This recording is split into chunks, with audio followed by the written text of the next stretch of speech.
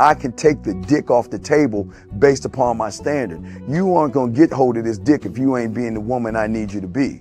You need to realize that you need to cook, clean. You gotta understand that you're not the only woman. And if you can accept that, that's fine. That's just the beginning, because you gotta work hard for me, because I work hard for me. So that means if you get with me, it's not gonna be easy street, because I need to be satisfied, because it ain't no happy wife, happy life bullshit.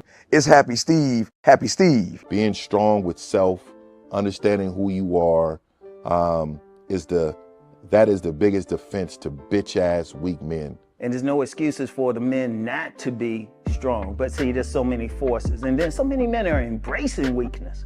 I can't stand weak men. Like I don't like to talk to them. It's hard for me to talk to these losers. I've always been a winner at the winner's table.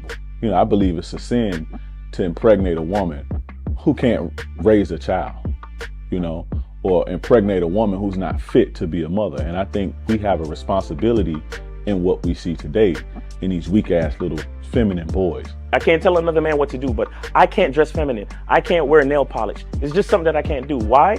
Because if I'm walking down the street and somebody's having trouble with a flat tire, I want them to feel that they can come to me and ask me, hey man, could you help me out with this? Because those are the type of things that a man will help out with. So I need to look like a man so they can know where to come for help. Yeah, it is such a thing as toxic masculinity in the minds of bitch ass motherfuckers. Talk about masculinity, assertiveness, authenticity, transparency. How can a guy who's straight up and honest with what he does be toxic? If the media can train you to think something bad about it, you hear the word and you want to instantly have a certain reaction. You stop thinking, you start feeling. And when people learn to think and feel and not think through their feelings, that's when they can evaluate a person holistically. And they can say, is this toxic masculinity, or did I just hear something I didn't like? And why did I not like it? And only let me go within myself to see why. I don't never look at no motherfucker and say, oh, that's a toxic masculine motherfucker. I never ever had, I didn't even know, that was an invented concept from a weak motherfucker that was like, I'm just tired of this motherfucker trying to tell me what to do and bully you over me with this bullshit. What's going to make you successful is just understanding who you are and getting your mind right and being happy with who you are. That is the thing that's going to really make you successful. Because after you get all the toys, after you get all these things going on, you've had sex with all the women you want to have sex with, you traveled all the places, you're still going to be you, and you're going to always come back to you.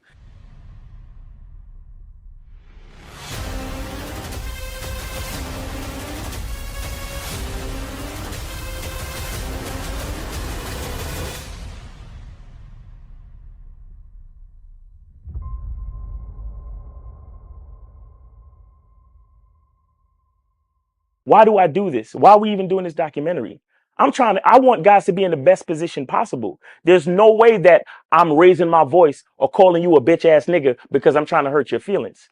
I'm calling you a bitch ass nigga because you're doing bitch ass nigga shit. And if you continue doing bitch ass nigga shit, you're going to end up in bitch ass nigga situations.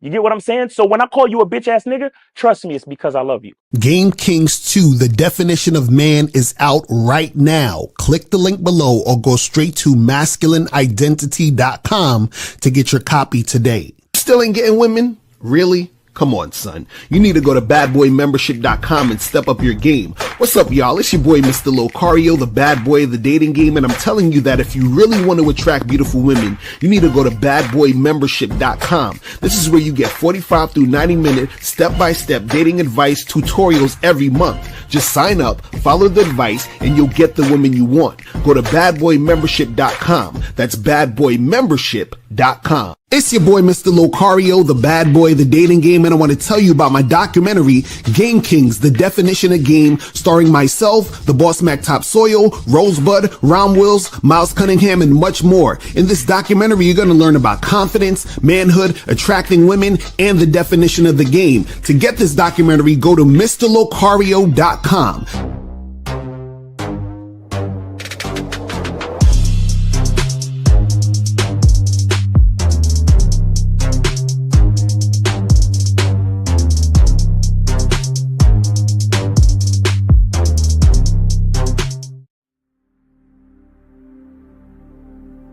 Some people think you need a sports car to get what you want. Some people think you need $1 million. Some people think you need looks, status. The only thing you need is what they can't get unless they come straight to you. And that's your identity.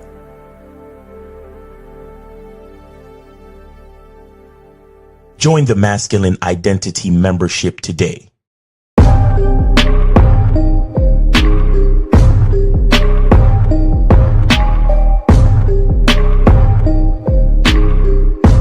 MasculineIdentityMembership.com.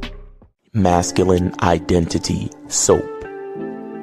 This luxurious, quality, high lather, high moisturizing, all natural bar soap has been handcrafted with care and consistency to provide a quality cleansing experience for self-care, focus, and productivity. Specially formulated for cold showers. Stay clean, gentlemen. Masculine Identity Soap. Click the links below to get private one-on-one coaching sessions with Mr. Locario or Miles Cunningham to step up your game. These coaching sessions are designed to help you with your specific needs in the dating game. So make sure you click the links below right now so that you can step up your game today.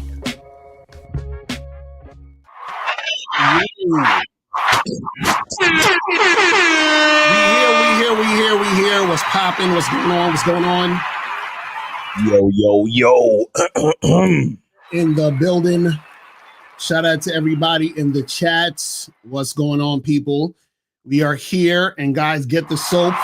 Go to masculineidentity.com to get your soap. Get that shit cracking. Yes, sir. Go to masculineidentity.com.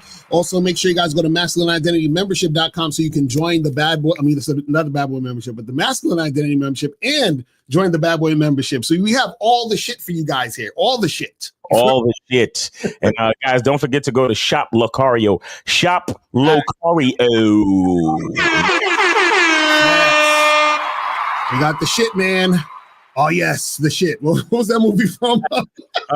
Tales from the Hood. Yo, I bet you none of y'all niggas know that movie, bruh. Like, Tales from the Hood is a classic. I can't stand this getting old shit. Like, niggas don't know what the fuck I be talking about. Niggas do not be knowing what I be talking about, man.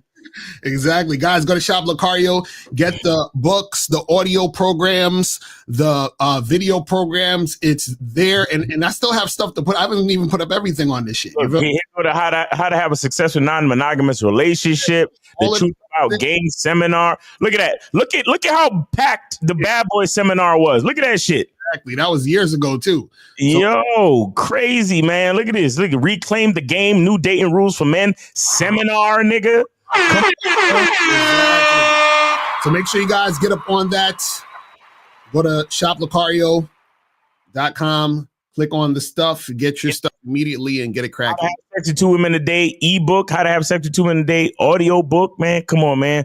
Exactly. Looks don't matter, man. You know what I'm saying? Make sure y'all go to the website, guys, and do yourself a favor and get yourself some games. Stop playing. Facts. But I appreciate everybody tuning in, man. Shop Locario. You know what I'm saying? .com. Make sure you guys get that. So guys, appreciate you guys tuning in. Guys, if you have a question, put a Q in the chat. If you want to call up, $5 or more to ask a question, $10 or more to tell a story with your question. You feel what I'm saying? Or tell a whole drawn out thing to get to your question. You can donate $10 or more. You feel what I'm saying? So yeah, make that happen. If you have questions, put a Q in the chat. We'll get to it. So today's topic, guys, which is very important, is how you have to treat all women the same. Do it. You understand? You got to treat all women the same, and you have to make women earn your time and attention, right? So what does this mean about treating all women the same, right? What that means is that when you guys are first out here dealing with women, right?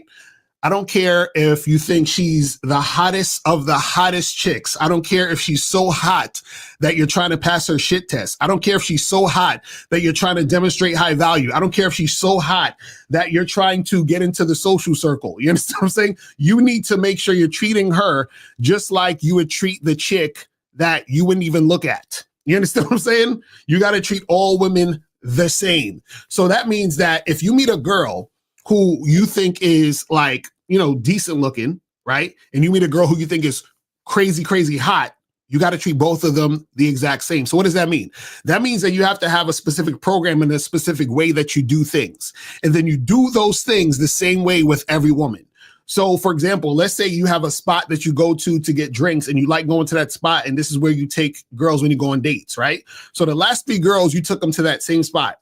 Then you meet this new girl and she's like hot. So you're like, oh, I gotta take her to dinner. No, you don't do that. You treat her the same, right? Even if she tells you, I don't drink, then guess what you got to do? You just can't fuck with her. You understand what I'm saying? And so the problem is that a lot of these guys, unfortunately, what happens is that you meet women and you start treating them differently based on your level of desire for her. And then your level of desire for her, you start acting different. And then the funny part is, and the ironic part is that by acting different, that's why it's hard for you to get the woman you really desire. You see what I'm saying? See, the key to getting the woman that you really desire is you have to treat all women the same. You see what I'm saying? Because when you treat all women the same, what happens is that you are not giving any woman special treatment.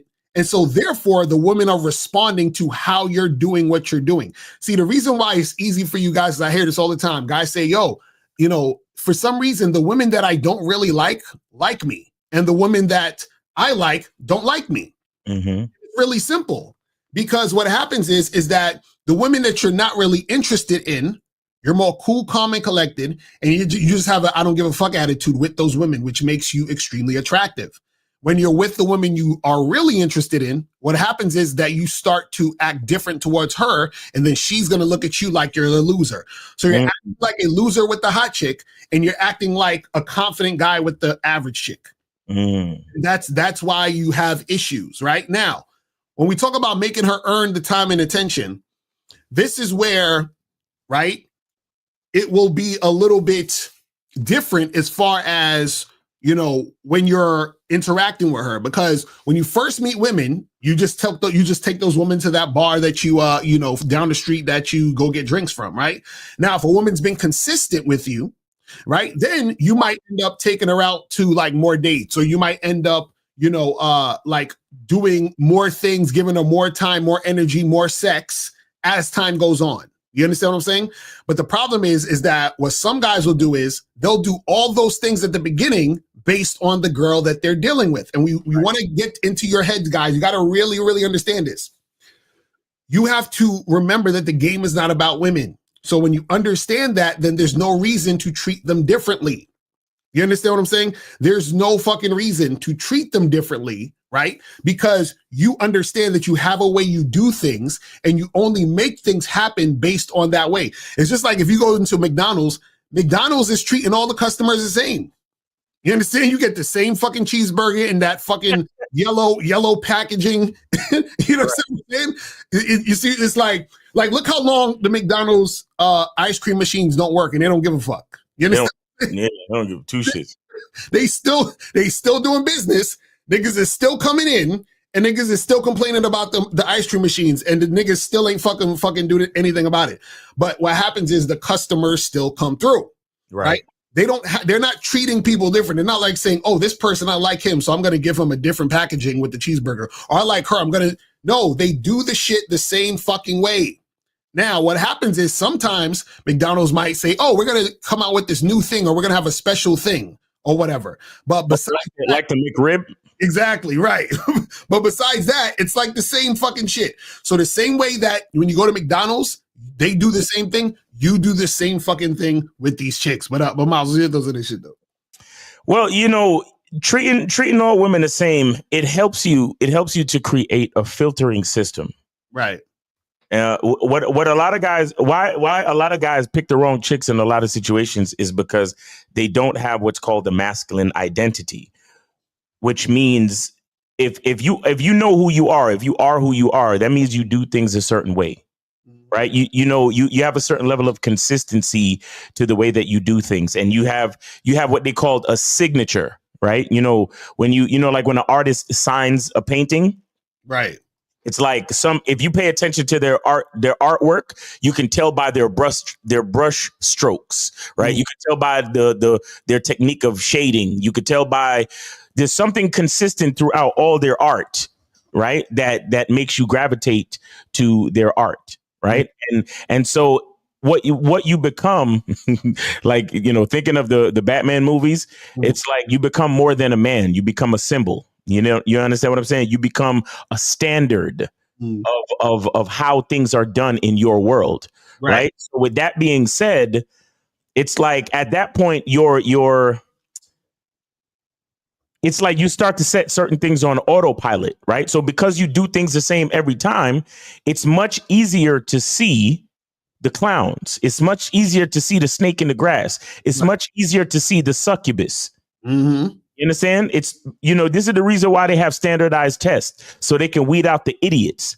You see what I'm saying? Like, like if you're trying to apply to a university and they say, oh, well, you have to take an entrance exam. That's because they're trying to weed out the fucking idiots. They don't want dumb people in their school. Right. There's a standard that you have to reach to get into our school. So everybody got to take the same test. We don't switch up. We don't switch up for none of you. So I don't really want to get into a political discussion, but I found out that that plane that crashed in Canada the other day. Right. So they were saying that apparently it was a crew of all women. Oh wow, that's crazy. And so what some people are saying is that the DEI thing got them hiring motherfuckers just based on DEI requirements, diversity and inclusion requirements, and not a standardized what's the word when you know something? Like so basically like based on actual competence. Yeah. Instead of a standardized competency level or standard, they're bringing in these chicks on some DIE shit or whatever they call it, diversity inclusion shit. Right. Yeah, you understand? And so people are saying like that crew was all women. And they were saying that might have something to do with why they crashed. I mean, thankfully nobody died. And again, I'm just putting out the report.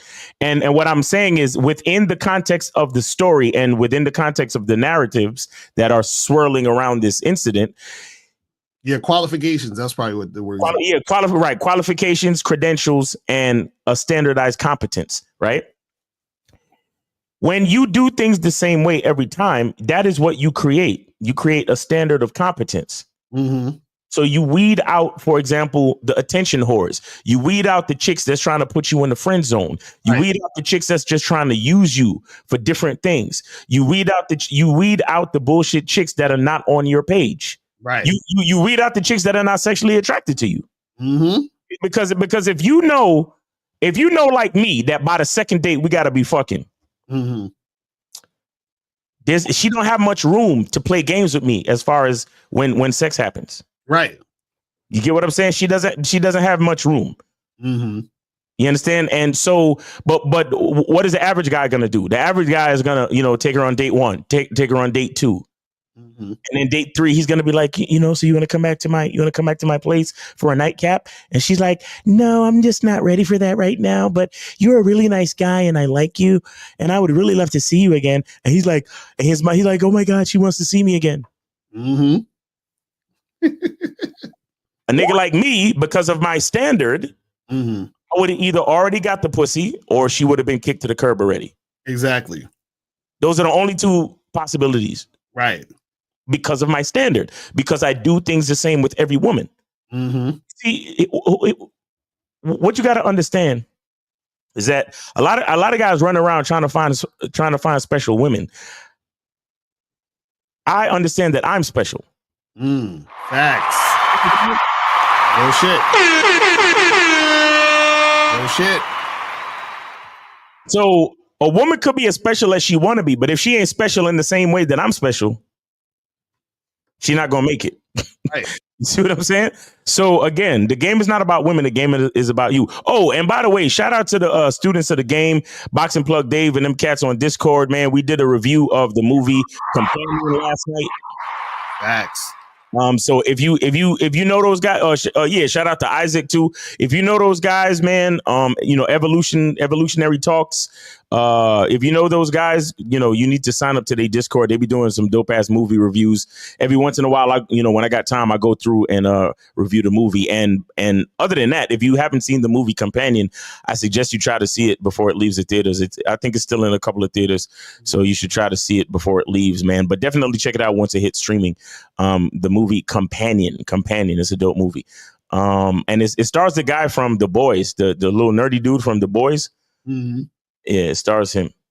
Yeah, and so guys, call up 919-647-9392, 919-647-9392. And so also wait, sorry, go ahead. Also, what 516? Hold on 1 second. Go ahead, bro. We take calls. It's gonna be a longer thing, but go ahead. Okay. 516, you are on live with Locario and Miles. Name, age, city. Where did you send it, and how can we help you? Hey, what's up, man? It's I sent it to Miles in the game Cash App. All right. And name is Justin, 29 from New York. Okay. What's the name on the Cash App though? ADJ. Got you. Okay, we got you. We appreciate it. That's what's up. So and we real quick, guys, we also have two free calls. Shout out to Joey. Yeah, man. So go ahead, caller. Yeah, man. So just had a question. My girl is, going through like some, depression shit right now. And basically just wanted to know like what my role would be here to, like kind of. I want to just now. Wait, hold on, real quick. I wanted to play that meme of Stephen A. Smith saying, "You know what? We don't care. We don't." No. I wish I had that shit on deck. But no, sorry, bro. Go ahead. I'm sorry. I just wanted to put that in there. But you said she's going through some depression stuff right now, and you wanted to know what your role is. Yeah, I mean, like I've been guiding her, through some things, and she's been following and she's been making progress. But I kind of just wanted to get your insight onto it. Oh, okay, and, all right. So let me ask you a question, there, young man. So, how long have you been with this girl? About a year and a half. About a year and a half. Okay, all right. So, how long till you made her your girl since you smashed? About a year and change, like a few months ago. So you just made it your girl about a year and change? Yeah, recently. Okay. Yeah, a couple months ago. Okay. And then what's the other question? And how old are you? About 29. 29. She's how old? 37. 30s. Oh, you got yourself a cougar type. Okay. So what are the conditions like what's the cause of the depression? Like what's going on? Like she lost a family member. What's going on? Just basically just overworked. She is a consultant, so she works like a shit ton of hours and having trouble balancing a lot of shit out with her life. And I guess it's like kind of like the beginnings of a depression. So it's not really like she's in the full depths of it right now or anything, but I'm kind of just doing this to stay ahead of it and everything. So did she go through this before, or is this the first time this happened? She has depression, but it's not like she has depression. You know what I mean? It comes and it goes. I have depression as well, so I know how it's like, and it's like the same thing for me. Right. So then, how do you handle your depression then? Basically, I mean, I make time to take care of myself, do what I like to do. I meditate as well, and just keep myself busy with things I like doing. Well, the thing is, this is the thing. The thing is you really, there's really nothing you need to do besides let her go through it. You understand what I'm saying? That's it. Because the thing is, so is it like a medical thing, or is she just like feeling down with, like, is it like an actual medical thing? I think she has been diagnosed before with like so it would be like I forgot the term for depressive disorder. Mm-hmm. She's not on medication. I see the thing. Nah, she isn't. But it seems like it's just like something that kind of came about, like this wave of depression because of like what's been going on with her job lately. Yeah. And so it's has more she ever? so like You say she's had bouts like this before? Not with me. Not with you. This is like before. All right, listen. Here's what I think. Now, do y'all live together real quick? Do y'all live together? Nah, I don't live with her. Okay. One thing I need you to do is, you see, does she know about your depression? Yeah. You see, you. Okay. I don't want to because you guys have been medically diagnosed, clinically diagnosed. Right. Yeah. Okay. So I don't want to disrespect your diagnosis and all that type of shit, but at the same time, I don't want to use that shit as a crutch. I don't want to give you an excuse to use it as a crutch neither, though. You feel me? Yeah. Like I don't want to feed into that monster. I don't want to do that. What I would say is, I'm good. I'm not. No. Let me do this. Let me do it, bro. No, let me do it. We already here. We already here. Take it easy. Mm-hmm. So what I'm saying is, I'm not gonna feed into that monster. You need to lead your woman. She shouldn't even know about your depression, bro. She shouldn't know about your depression. Because that leads me now to believe that now she thinks the word depression is a fucking excuse for just feeling bad about a current situation instead of focusing on gratitude. So because she learned is, to me, you said she probably had it before, but it probably never became real until she saw her man make it real. Right. Because you don't know how much you probably led her down that path. Now, what I would say to you as far as trying to manage it, focus on gratitude. Yeah, she working long hours and all this other shit, but people are losing their jobs left and right now. Mm-hmm. Yeah, they just fucking cut over a few thousand jobs at Yosemite Park just now, like this week. You understand? People are losing their fucking jobs, so try to guide her and lead her to focus on gratitude instead of focusing on what you don't have. Focus on what you do have, and then as far as the long hours and stuff, if you can, give her something to look forward to, and make date night a little bit more special or some shit. Yeah, like that. Yeah, that's trauma bonding. But it's more than just trauma bonding, because you led the charge. Who brought up depression first in the relationship? I guarantee is you. No. So for context, she had brought it up, and the only reason it got brought up with me is because like there were some things that sometimes I have like trouble getting it up because I'm on medication. So I did tell her like several months in, this is why. Nope. You brought it up. You brought it up. You had to reveal it because your medication fucked with your dick. That's you bringing it up. I mean, you see my guarantee? You see how you niggas run around the fucking bush?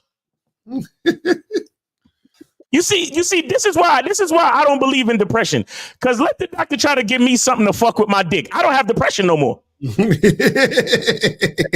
I'll be like, Doc, you could keep that shit. I suddenly feel better. The sun is shining, and Miles Cunningham is feeling great. Doc, matter of fact, let me get the fuck up out of here. I don't even need to be here no more. The fuck are we talking about? Medication that's gonna fuck with my dick? Are you crazy?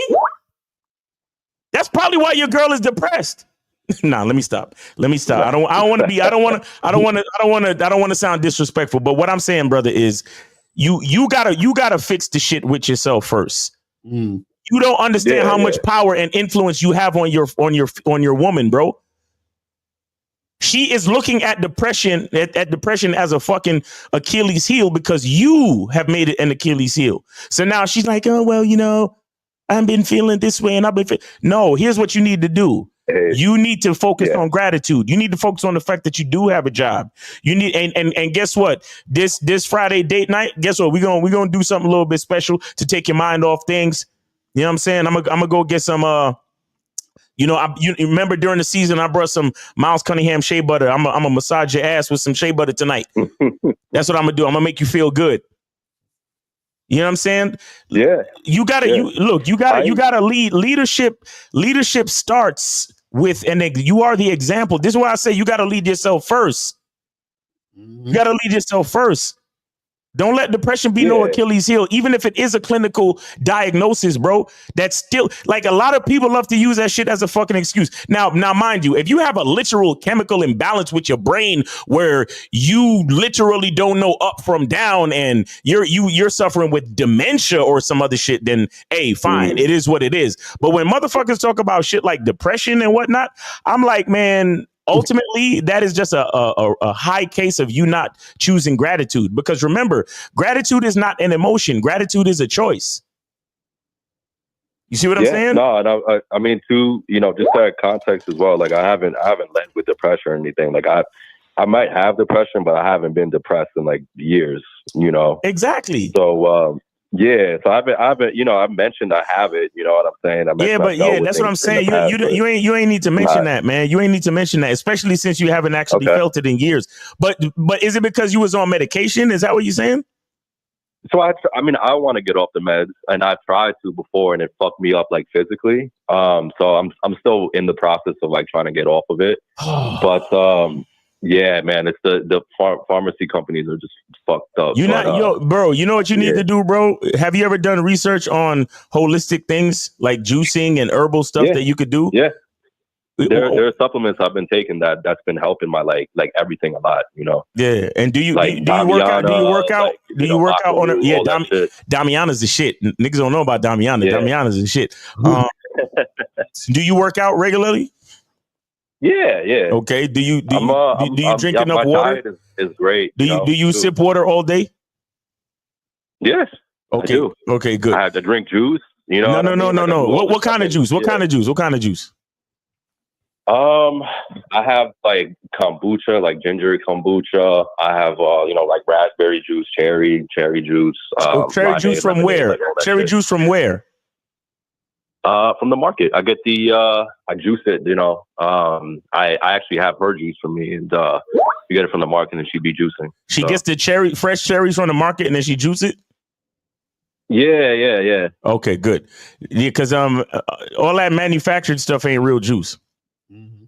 So if it's only juice unless it's only juice if you juice it yourself. If you see it, if you have a machine, you see the actual fruit go through the machine and then juice come out. That's juice. None of that other shit is juice. None of it. Yeah. You understand? So, but what I would say to you is, brother, I think you need to lean on those type of healthy lifestyle practices. And I think does she do all of that shit? Does she juice? Does she drink water? Does she work out and all that shit? Yeah, she does. Okay. Well, here's what you need to do. We meditate, how much do y'all talk about gratitude? Not too much. Exactly. So you're right. All right. So that's what we need to start doing. Now, what I would suggest to you too is, along with the meditation, maybe find a book or two that talks about gratitude or shit. Maybe even, I don't know if you've been on the masculine identity membership, but shit, you might want to, if you're on the membership, you might want to show her the How to Become Grateful video on the masculine identity membership.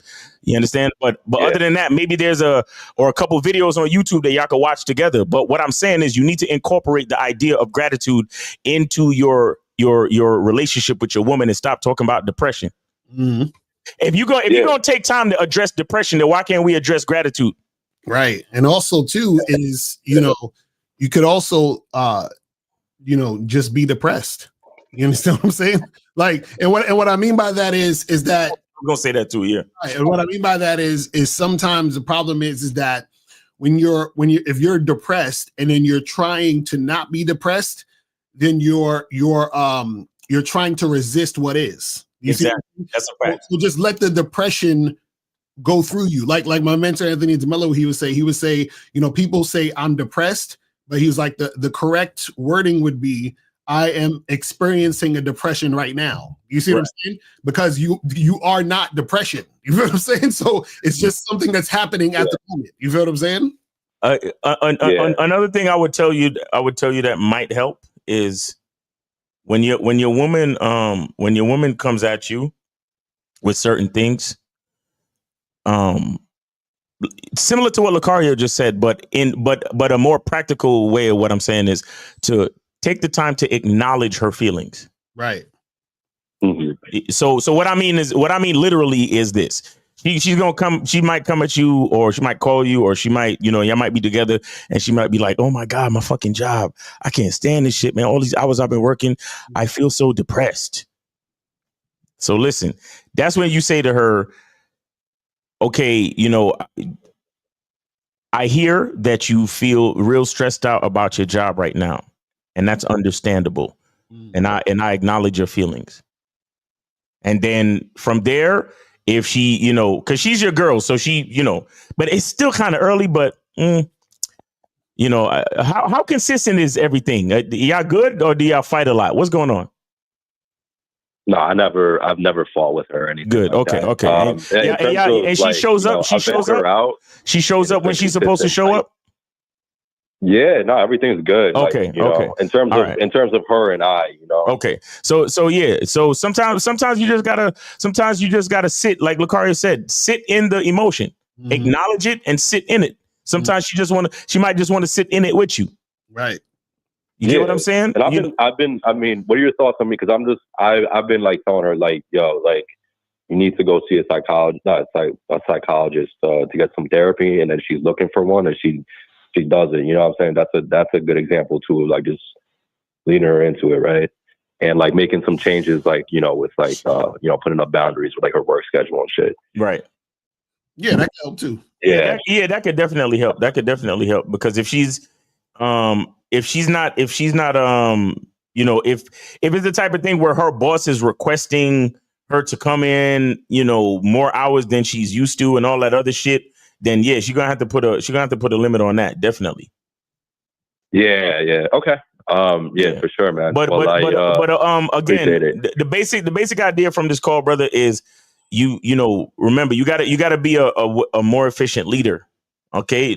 Like, don't look for crutches. Don't look for crutches. Be ready and willing to, deal with the whatever emotional state as it comes. Acknowledge her feelings. You understand? But other than that, also like, talk about positive things, talk about gratitude, and continue healthy lifestyle practices the best you can. And also focus on a solution too, and not just a fucking. Well. Okay. Here's the thing with being solution based. Don't focus on the solution to negate don't focus on solution in order to negate processing emotion. Because especially for a woman, emotion need to be acknowledged and given time to process. So what I mean is, you don't need to come up with the solution right then. Like when she comes to you and says, "Oh my God, I'm so stressed out about my fucking job. I hate this shit." That's not the point where you say, "Okay, well, just ask your boss for less hours then." That's not the point where you do that, because most women, they need for you to acknowledge, like, "Oh, damn. Yeah, I know that job should be stressful. Come here.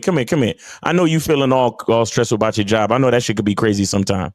And then both of y'all just kind of just breathe and just acknowledge it. Acknowledge that that's what she's feeling right then and there. You get what I'm saying? And then tomorrow when y'all having breakfast or y'all taking a walk, you be like, "Hey, I was thinking about what you said last night, and I was thinking maybe, you could just ask your boss for less hours, or, figure out a way where you could split hours with one of your coworkers or something like that." You see what I'm saying? Yeah. Because it's the feeling, it's the, that women are fucking, if you don't acknowledge their goddamn feelings, they take it, they get offended. That's true. And even when you throw in a solution right back at them, they don't give a fuck about the solution. Right. What they feel is, "You're not acknowledging my feelings." That's what they feel. And shout out to Kazak. He said, I believe most people they're depressed or feel depressed because they're choosing to allow things out of their control to impact their emotions. Yeah, I believe that too. Well, the thing is, again, like I've never personally I mean, maybe because I'm not a doctor, I don't understand this shit, but I never understood clinical depression. Like I just never understood the concept. Maybe I got to look more into it.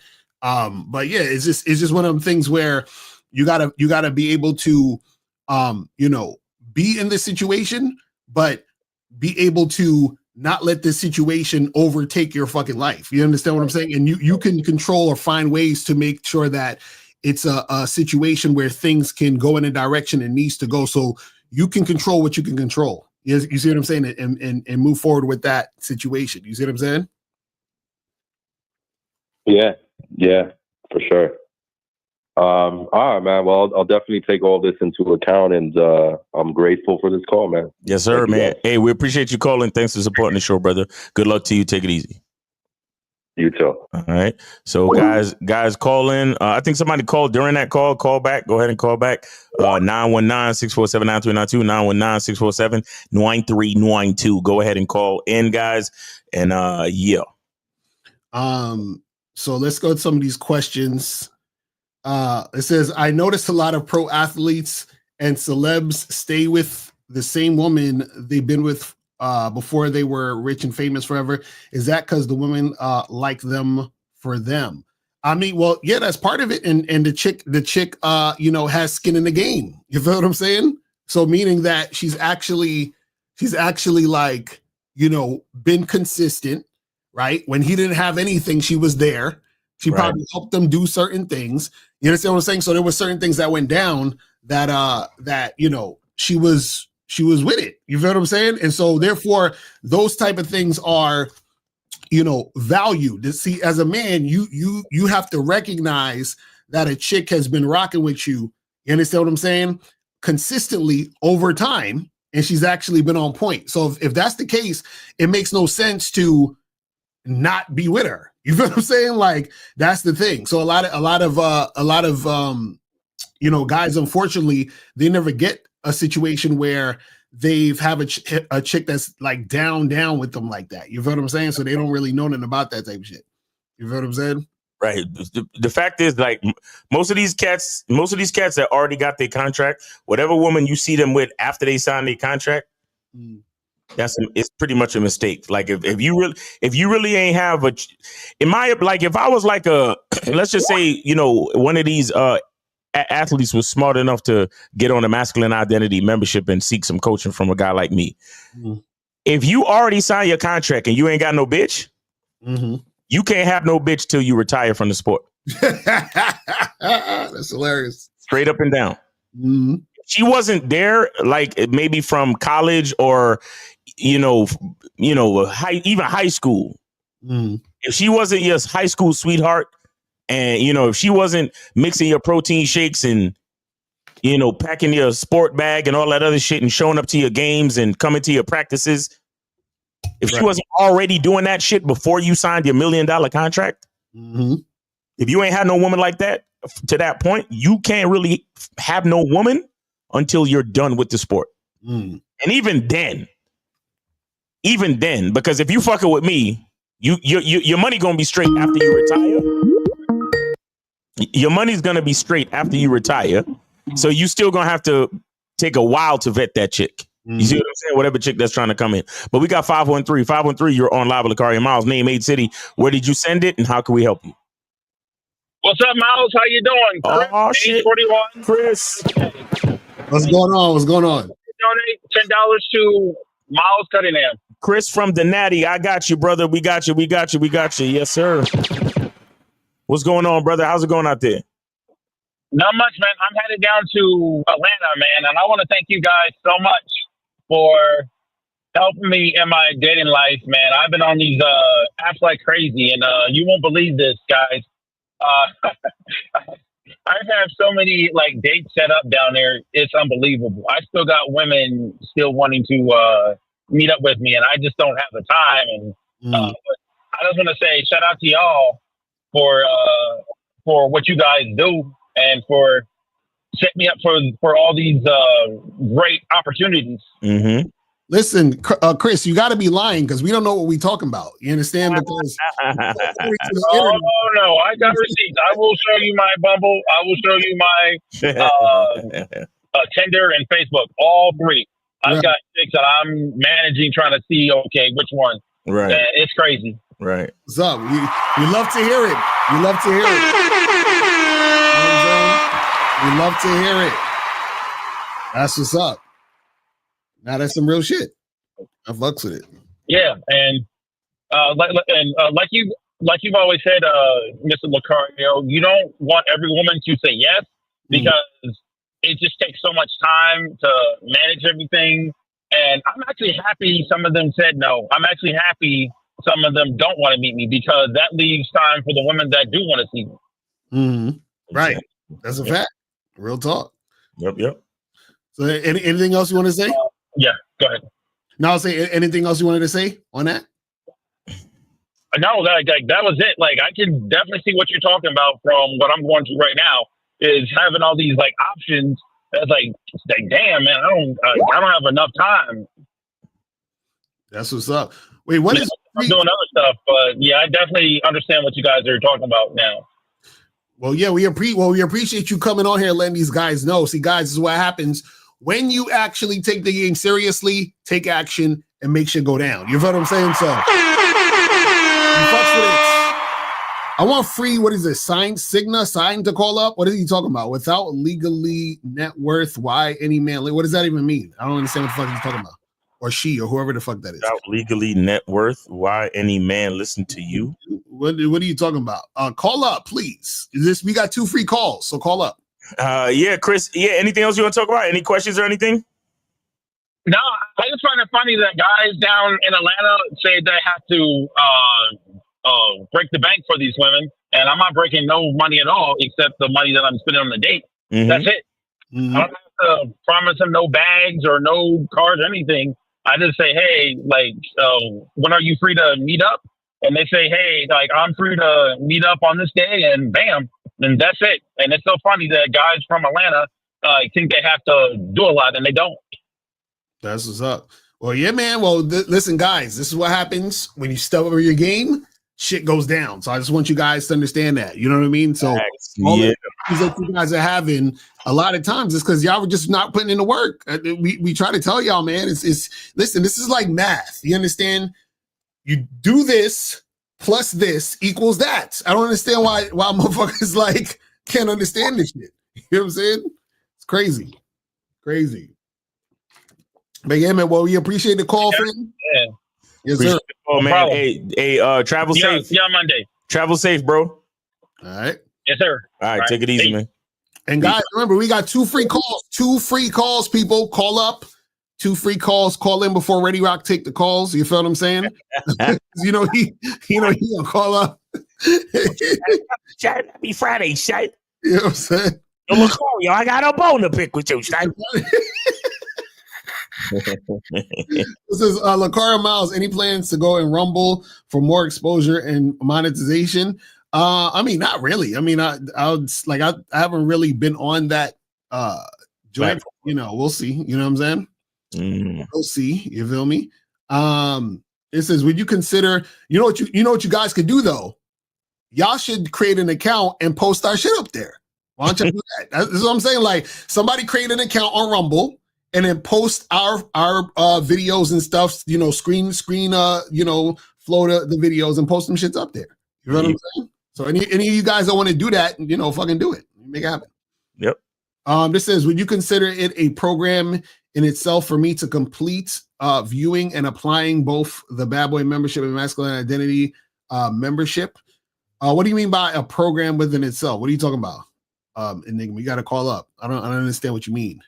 Is he saying, like, are you saying, is that part of your program? Like, what do you mean? I'm confused.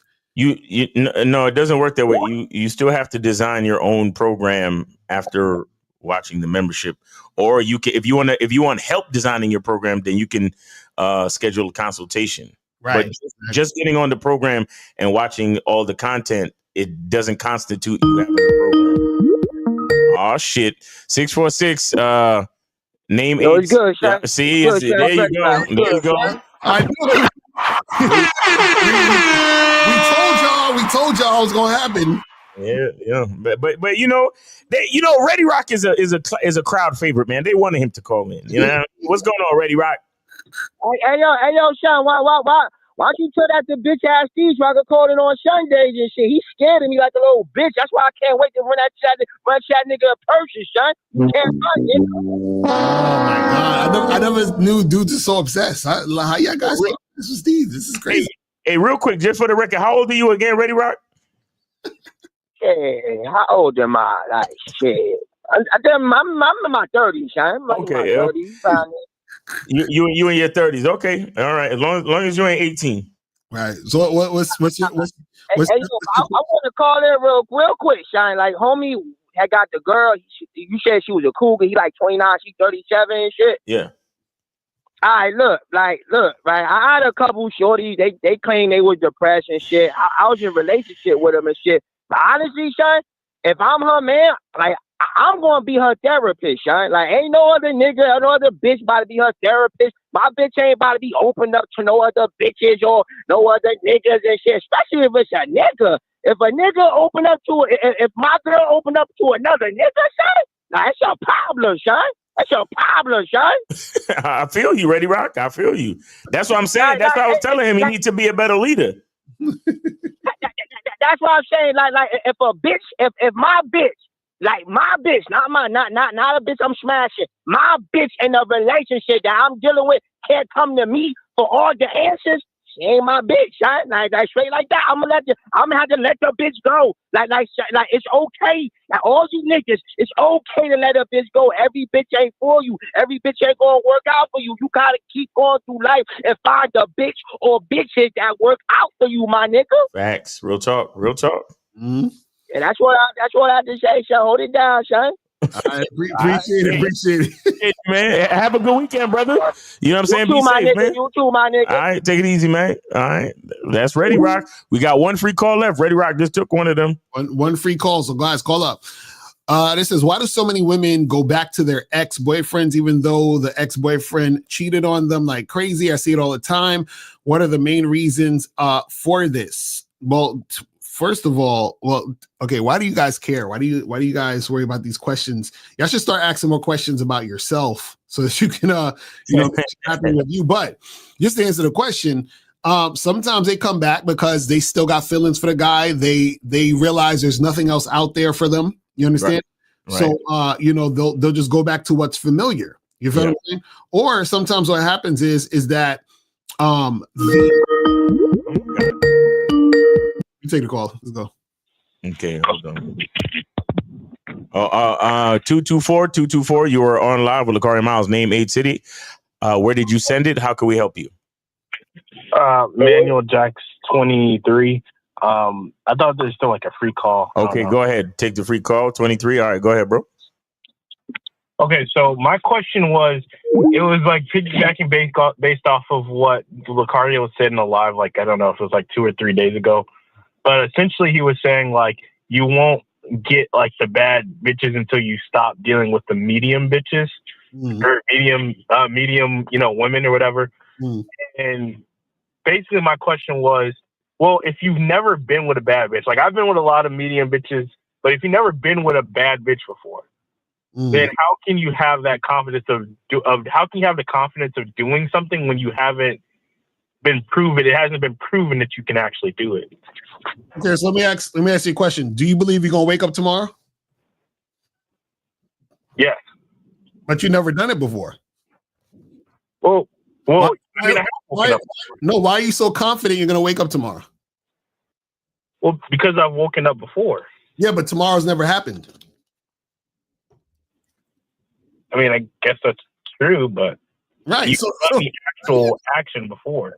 No, but that's what I'm trying to get you to understand. What I'm saying is you believe when you go to sleep tonight, you're going to wake up in the morning. There's no guarantee you're going to wake up in the morning. You could, God forbid, I'm not, trying to put any, thing on you. But what I'm saying is that there's a belief you're going to wake up tomorrow, even though tomorrow has never happened, but you believe it's going to happen. Now you think you've done it before, but you've actually never done it. You just woken up other days, but you've never woken up tomorrow. but you believe it's going to happen. So what I'm saying is that you are believing in something that you've never done before, right? You think you have, but you haven't. But somewhere for some reason that belief is there. So what I'm saying is, if you are in a situation where you are talking to these women that you're not, you don't think is like the hottest girls or whatever, or a girl that you would consider hot, right? My question to you would be, how many hot women have you tried to talk to or make something happen with? Because you said you've dealt with a lot of chicks that were like medium interest chicks and chicks that you probably wasn't really feeling like that. What I'm saying is, are you speaking to or interacting with a large number of women who you would consider the hot women? Well, I mean, I'm speaking to hot women. As far as a large number goes, there's not enough women at the bars that I'm at to like for me to do that in high quantity. Excuse me. Hold on, 402. Call the 919 number, not the 646 number, the 919 number. All right. So the thing is where do you live? I live in Jacksonville, Florida. Nigga, you trying to tell me in Florida you can't find a lot of... Yo, Jacksonville is lit, bro. What are you talking about? What are you talking about, man? No, I mean, it's not really. You would think it is because it has a high population, but it's also the widest area. So, like, it's, like, very large. So, like, even though it's not population dense is what I should say. Oh. So, it's yeah. Oh, so that does that make you feel good? What makes me feel good? The fact that you know that Jacksonville is a wide area and it's not population dense. Does that make you feel good? Does that help your cause? The fact that you know that? No, what I'm saying is, like, I'll talk to hot chicks. Right? Okay, so that's what I'm trying to say, brother. Why even talk about the population density of Jacksonville? Let's talk about what is. Like right. what I'm trying to prove to you real quick. What I'm trying to prove to you is that whatever you focus on, that will become your reality. That's all I'm saying to you. Right. Sorry about that. So this is what I'm trying to get to. I'm trying to ask, so how are you not seeing hot women you want to fuck with? Like, so you telling me, like, you go out to a club, bar, whatever, and there's like no chicks in there, or like hardly any chicks in there that you think is hot? Right. So, like, when I'm talking like, like, in my opinion, the baddest bitch in the room. Like, there's like 2 or 3 of them let's say out of 100 girls in the bar, 3 to 5 of them are like those bitches that I would like think are hot as fuck that I want to talk to. Okay, well, let me ask a different question. Are we talking about your type or a chick being hot? Which one?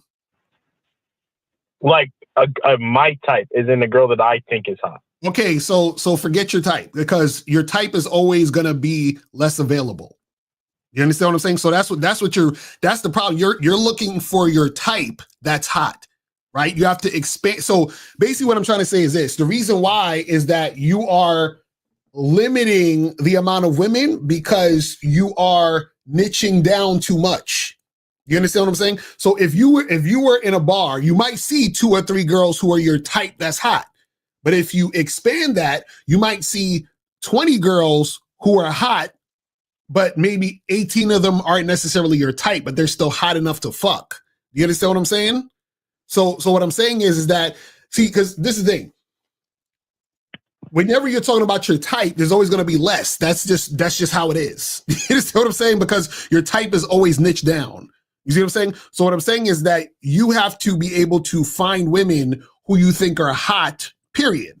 You see what I'm saying? So they may not necessarily be your type, but they're hot enough to get the dick, meaning they're fuckable. You understand what I'm saying? So now, if you broaden that and you find more fuckable women, then you just got to talk to more of those women. Does that make sense? Well, yeah, I guess then if you're talking about women that I find fuckable, well then, yeah, I've been dealing with those chicks. But I mean, I guess I'm talking about the girls that are truly my type. Then, if I had to. No, but so are you trying to get into a relationship, or you just trying to fuck? Which one are you trying to do?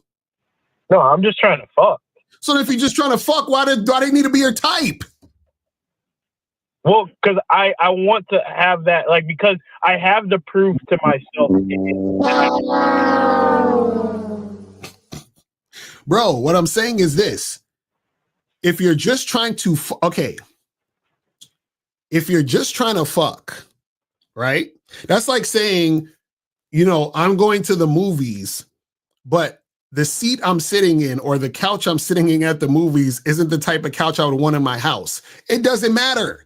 That's what I'm saying. Like, why are you making things that don't matter to a situation and blocking yourself from having the experience? Because what I'm saying is you keep saying you said you had a bunch of chicks that were the medium chicks that you weren't really that attracted to, right? Yeah. Right. So what I'm saying is that if you have women here that you're attracted to, so let me ask you this. So do you find women that you're attracted to and think they're hot, but they're not necessarily your type? Yeah, I mean, there's girls that I'm like, she's all right. Like, No, not all right. Meaning she looks good, she's hot, but she's not your type. So for example, I'll say like fucking who could I give an example? Like Jenny Ortega, whatever the fuck her name is, a little Spanish chick, right? She's right, she's hot, but she's not my type. My type is thicker women.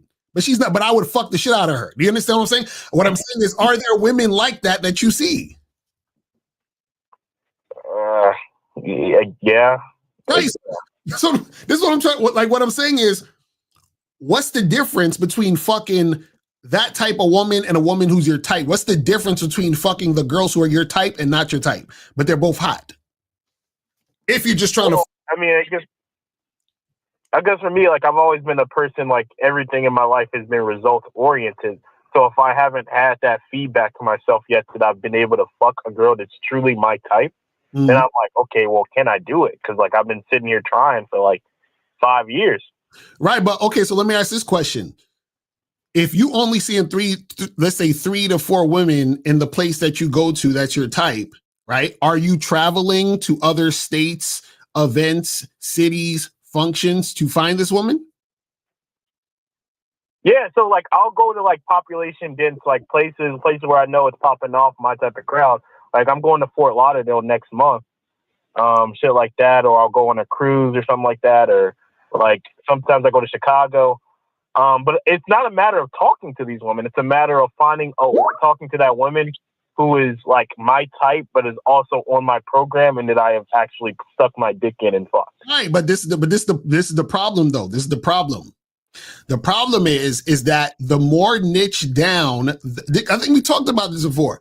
The more you niche down, the more work you're gonna have to do. You understand what I'm saying? So let me give you an example. So if I go out to the club, right, and I walk in and there's like 100 girls there, right, and so I look at all the 100 girls and only 2 of them are thick like I like they're exactly my type, right?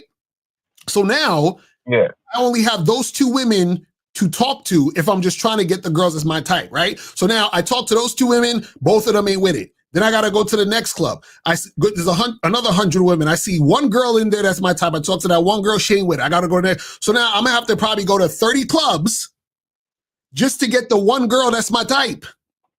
Because it's niched down, it's a smaller amount. When there's a smaller amount of women, you're going to have to do a wider range of search. Does that make sense? So you can get it, but what I'm saying is that the access, you don't even have the access. So based on what you're looking for, your access, you need to have a wider net of what you're trying to do to get the numbers, the volume of the women that you need to get in order to get that particular type of girl. Does that make sense? So it's not about you not able to attract that woman. It's about you need to be able to even get access to that amount of women. Because remember, it's a numbers game. So just like if I was in a club and there was 100 girls in there and I talked to all 100, right? And maybe let's say 10 or 15 of them was really feeling me and then we exchange information, right? So that means I have 15 women because out of the 100, right? Now, if I'm looking specifically for my type, I have to find 100 women who are my type before I even start hollering. Does that make sense? So now that I walked in that club with that 1 club with 100 women, right? And I talked to all of them and I got to 15 because I thought 15 was high. If I'm only finding 1 woman each club, that I think is my type, how many clubs do I need to go into to get to 100 women that's my type? 100. Exactly. Do you see what I'm saying? The marketing funnel, I see. And because I'm thinking more bottom of the funnel where it's like highly targeted leads, I get it. Right, but that's what I'm saying. This is what I'm saying. Based on what you want, you're gonna have to put in more work to get that specific type of situation. Do you see what I'm saying? Right. So it's not because like I mean, so because that was what I was thinking. I was like, okay, maybe it's been like 3 or 4, and I go out to the bars like 3 times a week. So you multiply that over 5 years, and I was thinking based off of the math, I should be close to at least fucking one of them. Nah, nigga. No. It's just like, you know, when you hear people say, like some people will marry, or they'll be like, I only want to be in a long-term relationship with someone who's a Christian or somebody who's this religion. So they can do that, but they're niching the situation down. So now not only do they need to find the Christian, they need to find the Christian they're attracted to. They need to find the Christian they're compatible with. Do you see what I'm saying? So they're knocking out all these other people. You understand what I'm saying? And now they got to find a bunch of Christians. And then out of the bunch of Christians, they got to still find the one they're attracted to, compatible, and see if it's going to be consistent. So what I'm saying is that in your situation, if you're niching it down to, well, she has to be hot and my type, then you're gonna have to search like a motherfucker. That's what I'm saying. Like, you're gonna have to put in some fucking work. You understand? Like, you thought you was playing a numbers game. Now, shit, you're gonna have to go on a journey, on a quest. You're gonna have to take you know what they do in the cartoons, where they take the stick and they put it around the handkerchief, and then they put it around their fucking shoulder. And they walk in. Yeah. That's gonna be you. You're gonna look like fucking Denzel and Book of Eli and shit. That's what you're gonna be doing. You understand what I'm saying? Right. So yeah. So based off of the calculations, it should be like 1 out of 10,000 girls, like in general, to find like a girl that's my type, hot, and also on my program. No. You can do 1 out of 100. What I'm saying is you got to find 100 of them. That's what I'm trying to tell you. Yo, bro, how many chicks you got on the roster right now? I dropped like all of them pretty much because. Okay. How many chicks do you have on the roster right now? I just need a number, bro. None. I need a number. He said 0. Okay, so you have you ever been in a long-term relationship? No, longest. Let me explain something to you. You don't have enough experience to have a type. Miles, why you got to take it there? He ain't ready for that type of shit. Oh, my bad. No, but it's true though. He needs to know this. He does need to know this. But so go ahead. I can't stand y'all little niggas that don't really know nothing, and don't got no real experience. How many bodies you got? Like around somewhere in the 40 to 50s. Right. And none of them stuck around? No, I dropped them. Like I got rid of like the last 10 girls that I've fucked with.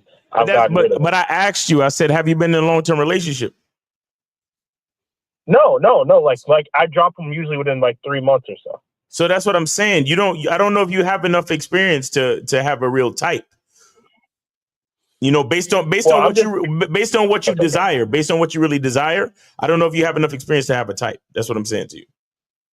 Well, I mean, like physical type, like at least I have that, because I know that. I mean, but so you got 40 bodies and you dump chicks within a 3-month range. What's your problem then? If you doing all of this, then what's your problem? Well, I'm not getting the girls that are my type and that are hot as fuck. Like that I find like hot as fuck. Like I'm getting girls. So out of the 40, it's getting the ones. Wait, so out of the 40, not one was that type of chick? I mean, there were some that were close, but no, they weren't like bad bitch status, you know, in my mind. Nah, bro.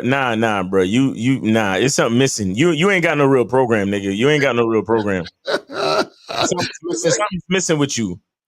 So let me ask you this. Out of this whole time, when you fucked all these 40 women, how many women have you come across that was that? Meaning that you've seen in person, that you had access to, that would have been that type. How many? Like there were 3.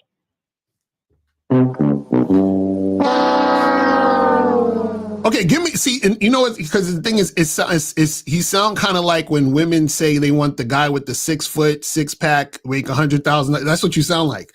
So give me an example of physically a woman, a celebrity that you're talking about, that would be similar to this bad chick that you would want.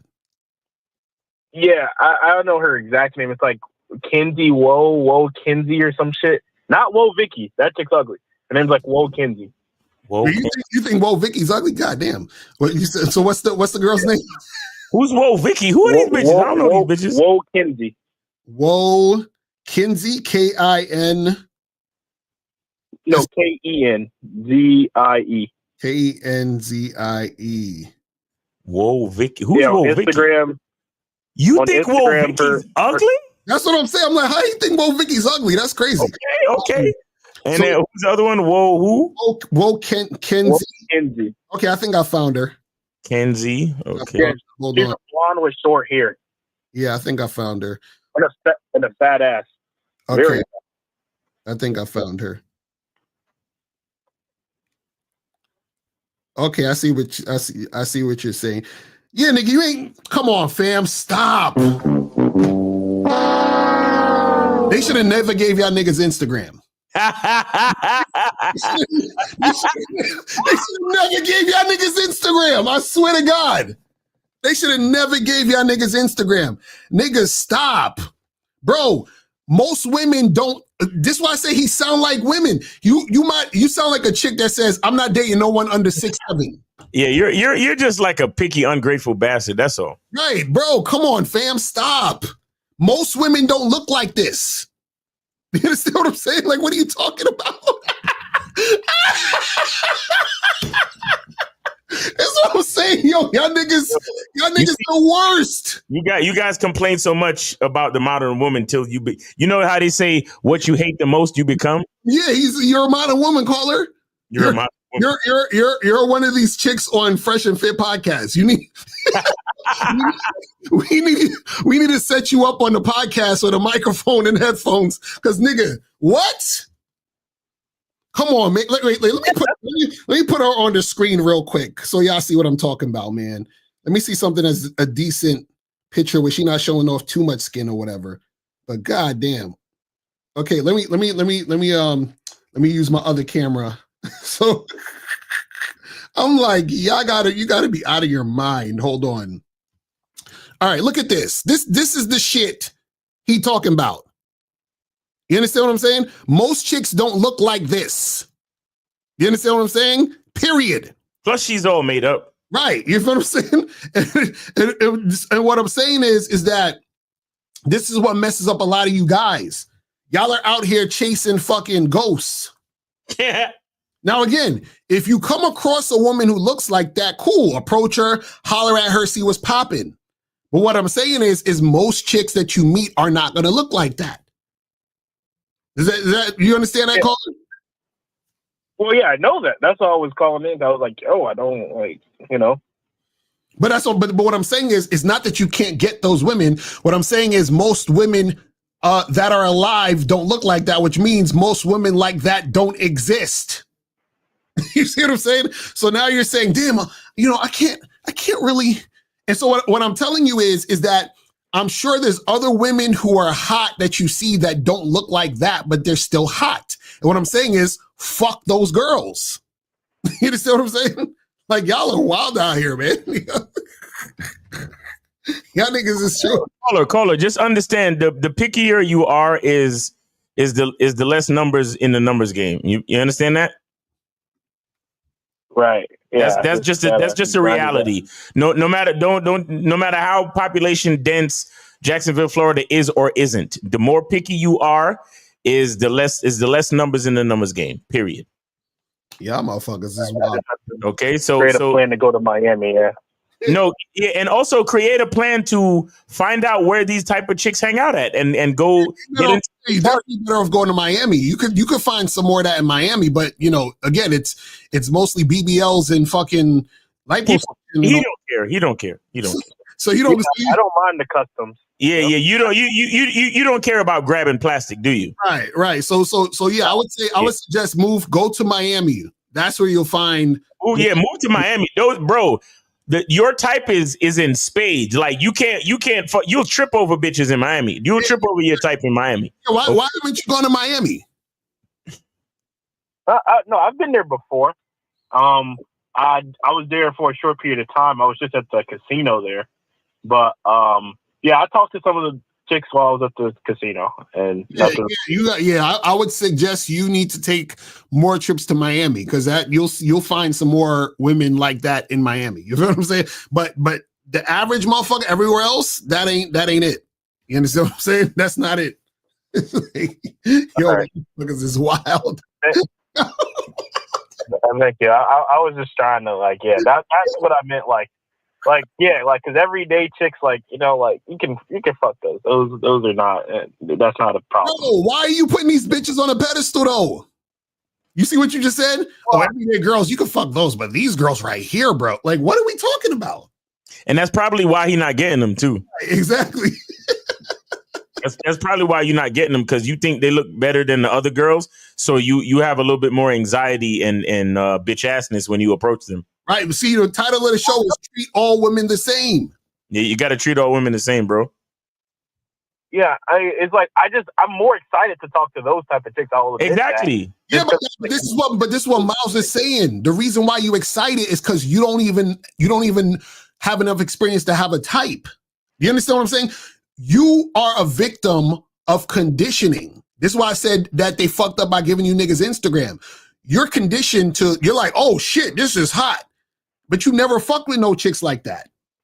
You understand what I'm saying? So what's going to happen is you could end up, let's say you fuck like 5 or 6 women just like that. And then you'll realize, damn, these bitches is whack. You understand what I'm saying? Like bro, this is what I'm trying to tell you. So what I'm saying is that you got to actually experience shit because you don't even know what your actual type is at this point. You understand what I'm saying? So, yeah. So that's what we're trying to tell you. All right. Thank you. Thank you. Sir, how old are you again, real quick? 23. 23. Okay. All right. Hey, take it easy, man. Have a safe trip to Miami. Take it easy. All right. He need to go move to Miami. You know what I'm saying? He need to get himself. He need to go to Miami and then take a trip to Fresh and Fit and just call it a day. Like, down. We got 402. You're on live with Locario. Miles, name, age, city. Where did you send it? How can we help you? This Prodigy. Okay, what's going on with you, bro? What's up? This Prodigy. I sent 2 $5 donations to Miles. Yes, sir. All right, that's what's up. What's going on? Yeah. Okay. So I had just one question, but I want to address the last caller. Hey, by the way, we got 2 more free calls. 2 more free calls. Shout out to Joey once again. We got 2 more free calls. Sorry, Prodigy. Go ahead, bro. You good? All right. So I don't know if he's done this yet, but I could tell him a place to go. To find women that are more attractive or got bigger asses or whatever. Me personally, I find those women at the gym. He don't have to try to gym or whatever, but I always see those type of women in the gym, in the nightlife. I see those women too. It's just that it's just not as prevalent or whatever, but that's just me. So maybe he could try the gym. I don't know. But so my question is, which method of game do you guys think is more optimal, for a man to run? So you got cold approach, which is meeting women directly that you want. You got that method, and you got social circle, right? Which method do you guys think, in your opinion, is the better method to get women? So yeah. Well, the thing is this: first off top, there is really no better method when you're the method.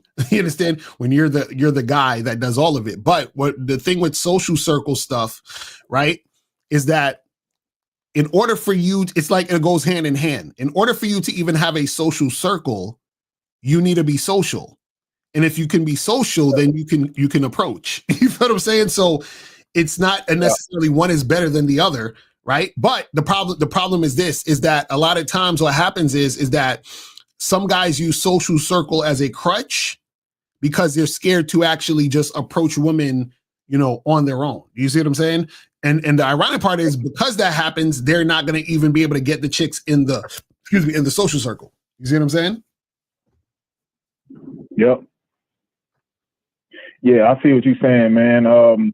Me personally, I think cold approach is the better method because, like, the women that you're trying to get offline is literally the women that you can meet in person, face to face. Like via like Tinder and Instagram and all these different apps. You can, instead of like swiping left and right, which is I'm not against dating apps or like Instagram, instead of DMing and swiping, you can just go in a nightclub or a bar or go to the library or wherever you frequent and just meet those women directly in person.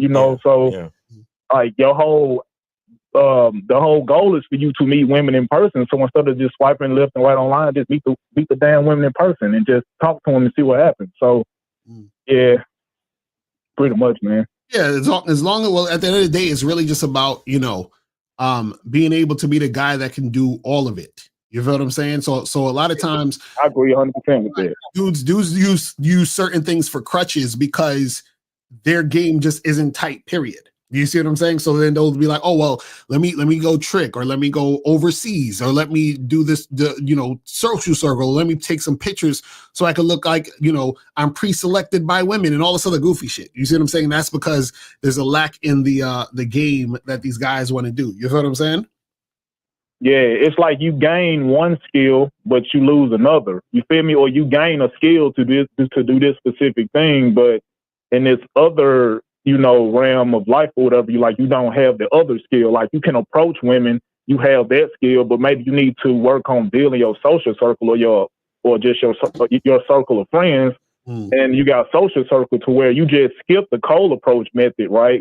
Where you just like meet people directly, maybe you pay them or whatever, like through business events and all these different things, to meet and talk to people and all that stuff. So, I mean, it all can work, but me personally, I just think that cold approach is a more practical method. But it is good to just be well-rounded and just be good at both methods, or whatever. So, and also at the end of the day, what happens is it depends on the type of person you are. Is going to be like based on how you go about shit. Because like me, for example, I don't like social circle shit because I don't like hanging out with motherfuckers. You understand what I'm saying? Like I don't like I don't like other people like that, in the sense of like, going out and I have like this group of friends, like we're, on fucking How I Met Your Mother or Cheers or some shit. Like I'm, you know what I'm saying? Like I'm not trying to go where everybody know my name. You understand what I'm saying? Like, I don't give a fuck about that shit. So my thing is if you do like that, then cool, that would make sense because you like to socialize and have friends that you call up every 2 seconds and y'all go and meet at the Peach Pit and shit. Like I'm not really with that. You feel what I'm saying? So yeah. On the person, no, I feel you on that. That's what they're gonna do. I just listen. I don't want to listen, man. I can't do that type of shit. But some people, they like that, so that would work better for them. You see what I'm saying? So it just depends on the guy. Yeah, I'm the same way, but I'm like that over the internet, over Instagram and YouTube and all these different places. I'm not really used to getting random DMs from people that I don't know. I'm from Memphis, so I'm already paranoid. My head on the swivel. I'm like, who the hell is this? I don't know this person. This is a weird Instagram DM. Like, who the hell? So I'm already like this. So I prefer to just meet everybody in person. That way I know who I'm dealing with, but I'm just like that online. But yeah, man, that's pretty much all I got for y'all. Sure. All right, man, we appreciate the call, fam. All right. Appreciate you, bro. Thanks for the call. Take it easy, bro. Have a good one. Thanks for supporting the show. All right. So we still got, I think we got 3 free calls now. We got 3 free calls. 3 calls. So guys, call up. The calling number 919-647-9392. 919-647-9392 is the number. Man, I'm so glad the caller before told us the type of chicks he was trying to look for. I was like, this nigga's wild out here. I was like, yo, these niggas be like, yo. Oh, I love it. It's so funny. Now I'm telling you, the internet fucked up y'all niggas in the head, bro. Like, I'm telling y'all. It's like, oh man, y'all. It's like it's crazy, and it's not just y'all. It fucked up women. Everybody's fucked up because everybody's seeing these things, and they're like, oh wow, nigga, it ain't like that in real life. I'm sorry. There's not an abundance. That's even why certain women like that get a lot of followers, because there's not a lot of people out there that look like that. If there's a lot of motherfuckers out there that you see every day, then nobody would give a shit about following them on Instagram. You see what I'm saying? So that's the thing. You feel what I mean? Let me see what these other questions are saying. So it says, I love playing the numbers game, but my thing is a lot of women numbers I call them the next day and I get a lot of no return calls. Should I wait a week, or what would you say? No, it doesn't. First of all that waiting around shit don't mean nothing. What happens is that you guys are getting women's numbers or giving women your number, and you don't realize that the woman is not interested. So a lot of you guys are giving women your number or taking their number, and you don't recognize the woman's not interested, right? So therefore, you tell her to call you, she doesn't call, you text her, call her, and then, you text her, she leaves you on red or whatever it is like that. So what happens is that a lot of you guys do this because you're talking at women and not to women. So you meet a girl and you're like, hey, what's up? How you doing? And she's like, oh, I'm fine. He's like, yo, listen, I'm about to head over here to meet my friend, but listen, take your phone out. We should like get together sometime. Take my number down. She's like, okay. And she takes the number down. And then she texts you her number, and then you leave. And then you text her like, hey, what's up? And then she just leaves you on red. And that's because within that interaction, you didn't recognize that the chick wasn't interested in you. And you didn't recognize she wasn't interested in you because within the conversation, there was no flirting. There was no you trying to build sexual attention to see if she's going to respond to you sexually. None of that was in the situation. And so therefore, you didn't realize that this girl was not interested. A woman giving you her number or her taking your number doesn't mean she's interested in you. Right. And so a lot of you guys will do that. Like I'm telling you, it's a lot of times it's super easy for you to get a girl's number or the girl to give you her. It doesn't mean anything. They don't care. They just.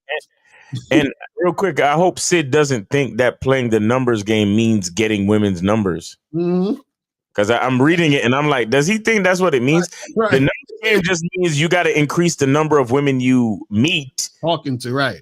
So you can filter through to get the ones that you're attractive to, that are compatible with you. That's it. Exactly. Numbers game means, you got to do a little bit of searching, got to do a little bit of hunting.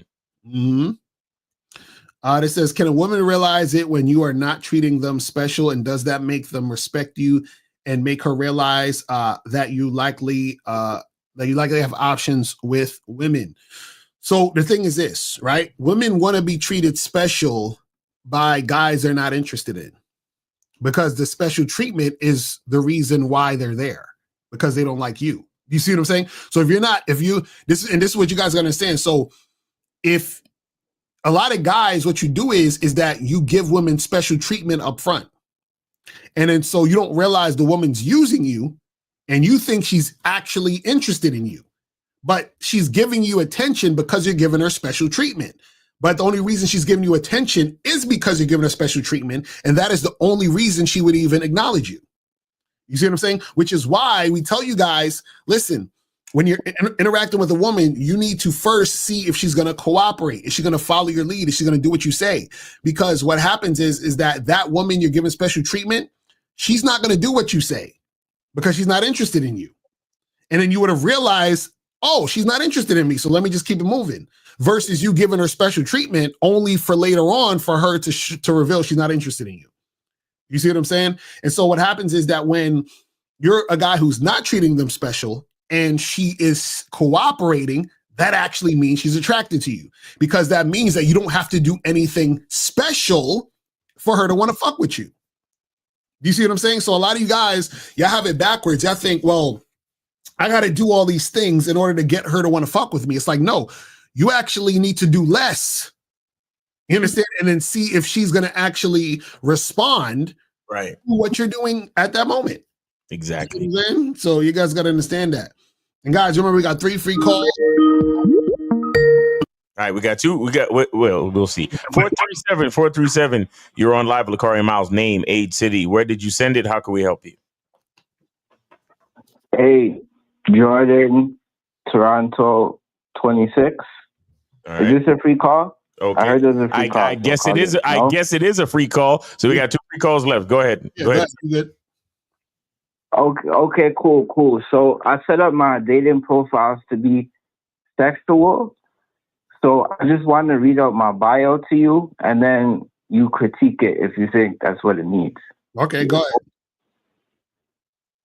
All right, 1 second.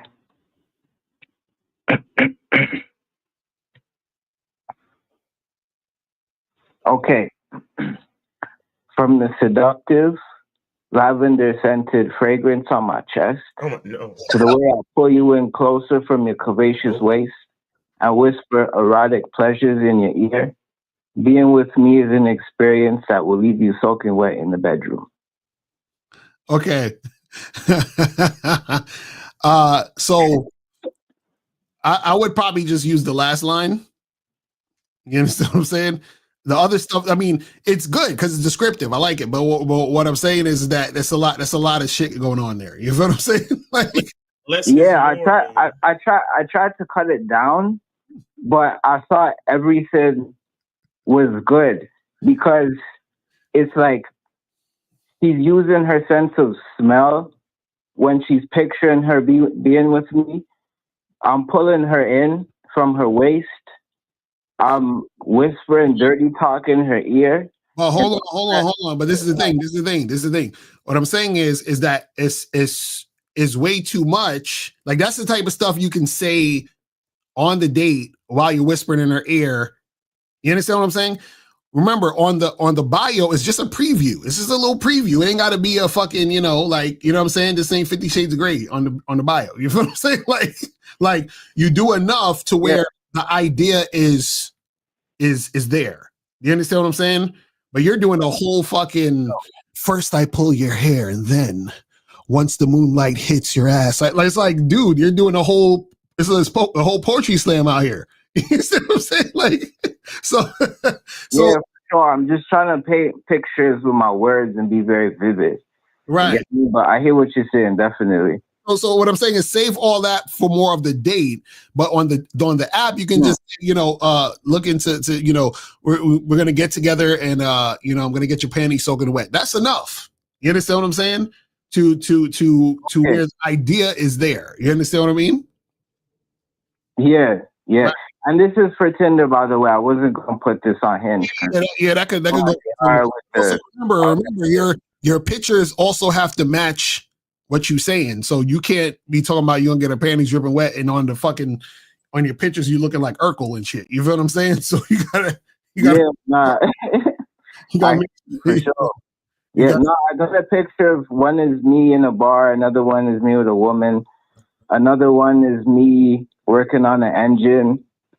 So, kind of sexual vibe, Well, listen, we gonna I'm actually, myself and April, we're gonna be doing a fucking online dating coaching joint that we're gonna have on Shop Locario soon. So you guys, if you need some help with your profiles, pictures, all that other stuff, we're gonna start that soon. So you know what I'm saying? So make sure you guys look out for that. You know what I'm saying? Yeah, definitely. I'm gonna sign up for that. And recently I got on the membership and it's fire. So that's for everyone who's on the fence about the membership, just got that. That's what's up, man. Wait, what did you say just now, caller? I said that whoever's on the fence about getting on the membership, there's nothing really to think about or vacillate. Just get your ass on the membership. You're investing in yourself. If you care about yourself, don't even bother.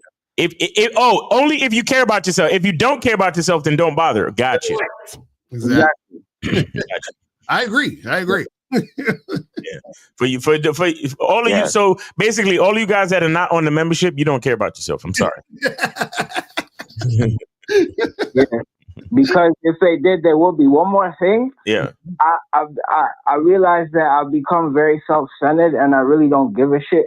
Like, let's say I'm on the train and I'll see like this sexy ass woman who's thick. Yeah. There'll be people all around. I'll just be hollering at her as if she wasn't, you know, like I'll be talking all that sexual shit. I'm not very descriptive, but at least I'm getting the point out, you know, and sometimes they fuck with it and sometimes they don't. Right. And if they don't, then they're not for me, you know? That's what's up. I fucks with it, man. That's what's up. I love to hear it. I love to hear it. Dudes is out here getting it. You know what I'm saying? That's funny. But yeah, thank you for the advice. Thank you for the advice. All right, bro. Take it easy. Peace. All right. So guys, call in. We got 2 free calls left. He said Mike's ask him about Drake or Kendrick. We're gonna start as soon as niggas call up. Name a city in Drake or Kendrick. That's pretty good. That's funny. Oh man. Okay, so where was he at with this? Okay, so it says I don't like leaving a voicemail when I call a woman's phone. If she doesn't answer, what do I do to get her to call me back? Okay, guys, let me okay. Well, what I'm noticing with a lot of these questions, y'all are asking us things and tactics to do to get her to take action and we'll get back to this in a second, but go on, let's take the call because this is very important. What? We got 818. You're on live with Locario Miles, name, age, city. Nico. Oh, sorry. Yeah, sorry. Nico, 19, Austin. Are you taking the free call? Yes, sir. Kendrick or Drake? Drake, no matter what. Oh shit, he's like I'm down, but go ahead. What's going on? Why? Do I need to explain why? No, please not. No, we're not going to do that. Right. How old are you again? 19. 19. Okay. Yeah, you're an idiot. That's why you said Drake. But no, I'm playing. I'm playing. But you a young nigga though. You're not ready for the levels of Kendrick. Nah, let me stop. Okay, what's your question? What's your question? Come on, that's all right. My question is, how do I stop comparing myself to other people? Oh, you see, and we're not helping by asking you to compare Drake to Kendrick. We failed you, bro. I'm sorry, man. So okay, so what do you mean by comparing yourself to other people? What are you doing with that? Can you be more like, what do you mean? So you asked, how do you stop comparing yourself to other people? So what are you doing to compare yourself to other people? Like, what is that doing for you, or why are you doing it? Like, what's going on with you? Oh, because I have low confidence in myself. Oh, well. Okay, so you're comparing yourself to other people because you have low confidence in yourself. You know what you're saying? Yeah, because I think they have outcomes with like women that I want that I don't get. Okay, so you're looking at other guys getting certain outcomes that you want to get. That's the issue? Yes.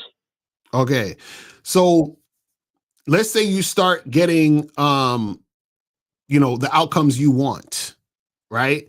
Will that change how you compare yourself to other people? Do you think, Colin? No. Okay, so then it's not really, that's what I'm saying, it's not really the outcomes of other people. It's that within this situation, right? It's really just the insecurity, right? So what you're doing is you're comparing yourself to other people that have something that you want or have a lifestyle that you want, and you're thinking that you can't do the same thing for yourself, correct? Yes. Right. So the thing is that you need to, and this is why we have the masculine identity, masculineidentity.com, masculine identity membership. Oh, I'm on the Bad Boy membership. Okay, you need to definitely get on the masculine identity membership too at some point. But just in general, this is what you got to understand is that you have to recognize your value, and understanding that value is the thing that's going to attract the women who are for you to you. You understand? So for example, let's say you know, you were really, really thirsty, right? Like you were super thirsty. You just finished working out. You're really thirsty. Are you gonna drink coffee or water? Water. Why? Because it hydrates you. Okay, so now what if the water said, man, you know what? I keep comparing myself to the coffee. I see all these people drinking coffee and nobody wants the water, right? So now you just compared coffee to water and you chose the water. Why? Because the water was more valuable to you and the water provided you value. You see what I'm saying? So that's what happens when you start to recognize your value. What's for you will be there for you. So you don't have to compare yourself to anybody else. You understand what I'm saying? So the comparison is because you think there's something you're lacking. But what you have to understand is that if you're going to compare anything, the comparison should only be in relation to understanding how valuable you are. You see what I'm saying? So that's what we're saying. Just like how you chose the water instead of the coffee, there's going to be women who choose you over another person or choose to be with you because you are you. You're it, just like you chose the water. You see what I'm saying? But you have to recognize that you're it. You got to recognize that you're the water. You see what I'm saying? Is that why it's so easy for like people to get in my head is because I've low value myself? Yeah, because that's what I'm saying. You don't value yourself enough to be able to see yourself as valuable. And this is why you're making things get into your head to make you think you're not valuable. You see what I'm saying? It starts, begins, and ends with you. You feel what I'm saying? So you have to make a choice to see yourself as valuable. So when you start talking to women, right, what happens is that if you see yourself as valuable, they're going to see you as valuable because you first see yourself as valuable. Do you see what I'm saying? And then that's when they're going to see the value in you, which is what they can benefit from, which is why they're going to want to fuck with you. But the thing is that you're wasting time comparing yourself to other people because those other people are not really you in that sense. Do you see what I'm saying? Like they're not you. So if a woman is interested in you, she can only get the experience from you. You understand what I'm saying? So this is why it doesn't make any sense to compare yourself to any other guy because she can't get the experience of you with any other guy. It's impossible. You see what I'm saying? But you have to have the understanding of that. You see what I mean? And the thing is, you know, you're young. So a lot of you young guys, you guys have been conditioned to think that you're nothing. You understand? This is why all this content on the internet poisons you guys because they're telling you, well, you got to be 6 foot, you know, you have to have status, you got to, have a six pack. And if you don't have any of these things, none of these women are going to want you. And so this is why you have that insecurity there because all this garbage is getting into your mind and basically, making you insecure.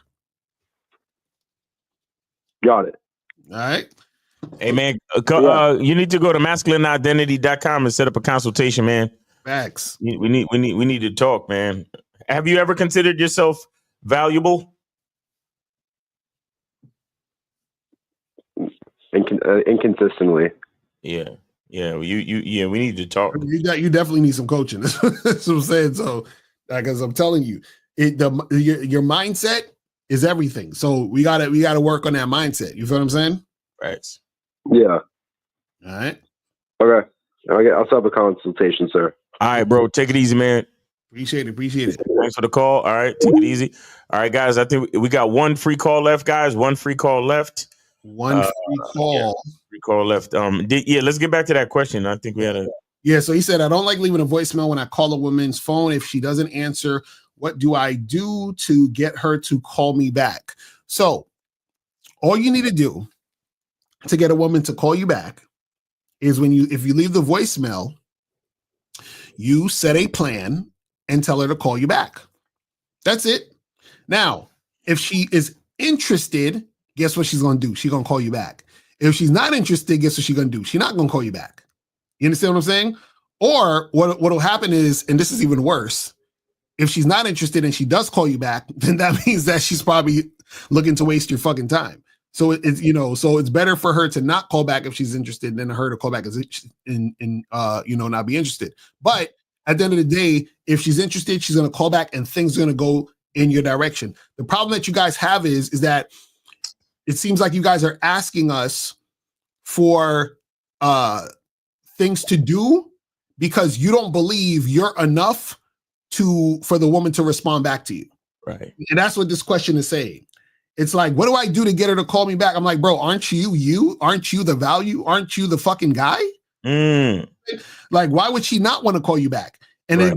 and check this out. If she don't want to call you back, does that change the fact that you're that guy? No. So the thing is that you guys are like, oh, I got her number. So now what do I need to say specifically for her to call me back? Because I don't think she's going to call me back unless I know the specific things that I need to. No, nigga, is like, you already have a direction of where you're going. You already know, oh, when I go out on dates, I take girls to this spot that I love to go to and I order this and I make this happen. So I'm calling her to let her know, hey, listen, I'm free Friday. We should go to this spot and call me back. Let me know if you're free and you can make it. That's all. You see what I'm saying? So you already got your plan. You already know what you're going to do. And if she's interested, she's going to call back. The thing you guys have to understand is you need to give women room to respond. You understand? That's it. Like, you can't control her response. You understand? The issue, though, is that a lot of you guys, the problem is the reason why you guys get resistance or you get a lot of pushback is because you don't believe in your direction. You don't believe in the things that you're saying. Right. So because you don't believe in the things you're saying, what happens is that you say things with a question versus a statement. Right. You imply things with sort of like this unsure energy versus saying this is what it is. And it's so because that's the situation, the woman's response to you is usually she ain't really trying to do it or she's just kind of iffy about the situation. See, a lot of times you want this to happen. You want hard yeses and hard nos a lot of times. Or you want, so basically what that means is that you want to be very crisp and decisive and clear about what you want to happen so that her response has to be clear based on that. Like, there's no way she can respond except for being clear about what the fuck you're saying. Because if you just call the girl and say, hey, what's up? Yeah, it was cool meeting you. We should hang out. You understand? Like, you didn't set anything up. You didn't tell her what you wanted to do. You didn't tell her to call you back. Sometimes you should tell a woman when to call you. You understand what I'm saying? Sometimes. Right. You could be like, listen, hit me back at 6:00. And if you can't hit me back at 6:00, send me a text to let me know you can't talk at that time and I'll set another time up. Right. You see what I'm saying? Like, you need to be very, very precise so that the woman has the instruction to respond to you correctly. Because, like, okay, I'll give you a perfect example. So I was on a dating app once, right? This girl, I said, hey, let's meet at this spot to get drinks. So she says to me, oh, can we speak on the phone first if that's okay with you, right? Now, usually I just sort of like charge it to the game because I'm like, that's medium interest, right? But I was like, you know what? Fuck it. Let me see where we could go with this, right? So this is what I told her. This is what I told her. I said, cool. I said, sure, we could talk on the phone. I said, here's my number. I said, text me. And when you text me, I will let you know when you can call me. You understand? So I told her to text me on my phone, say, hey, text me your name or whatever. And then I will respond to you with a time where you can call me so we can talk. Right? So basically, what I'm basically doing is I'm putting the situation in her, because remember, she's like, oh, let's talk and all this other stuff. Cool. So I'm going to give you the direction of texting me. Here's my number. Text me. Right? And then what I want you to do is once you text me, I'm going to let you know what time you can call me so that we can make this happen. Right? Now, what happened is that the girl didn't even text me or nothing happened. She didn't text me, call me, nothing. Then what happened is that the next day I went on the app and I was like, swiping and talking to other girls. I noticed that she unmatched me. You see what I'm saying? So what she was probably looking for was she was looking for me to say, oh yeah, we can talk and give me your number and I'll call you. About like she was expecting me to like follow what the fuck she's saying.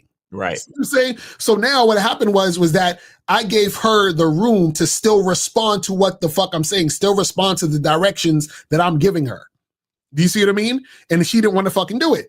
So the thing is that you want to be very clear about what needs to happen because either she's going to do it or she not? And the thing is, she unmatched me. She was probably like not really trying to do it. And she's like, probably like, shit, this guy, I'm gonna probably have to, really listen to what the fuck he's saying. And because I have medium interest, right?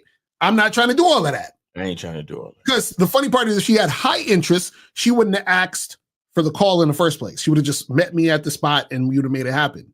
You see what I'm saying? But now that I see she has medium interest, I'm like, okay, cool, well, do more work. But why would she do more work? She has medium interest. You see what I'm saying? So it's like, that's the thing you gotta understand when it comes to these dynamics, is that you gotta be very clear, concise about how you give these women instructions to make shit happen. You see what I'm saying? Yep. It's crazy, man. Gotta be on point, man. So this says, what's the difference between a program and a system? Does a system have multiple programs? Yo, y'all need to just set up consultations, bro. If y'all asking deep questions like this, for real, please set up hit consultations. us up on the back or call in so we could, because y'all questions be so deep, yo.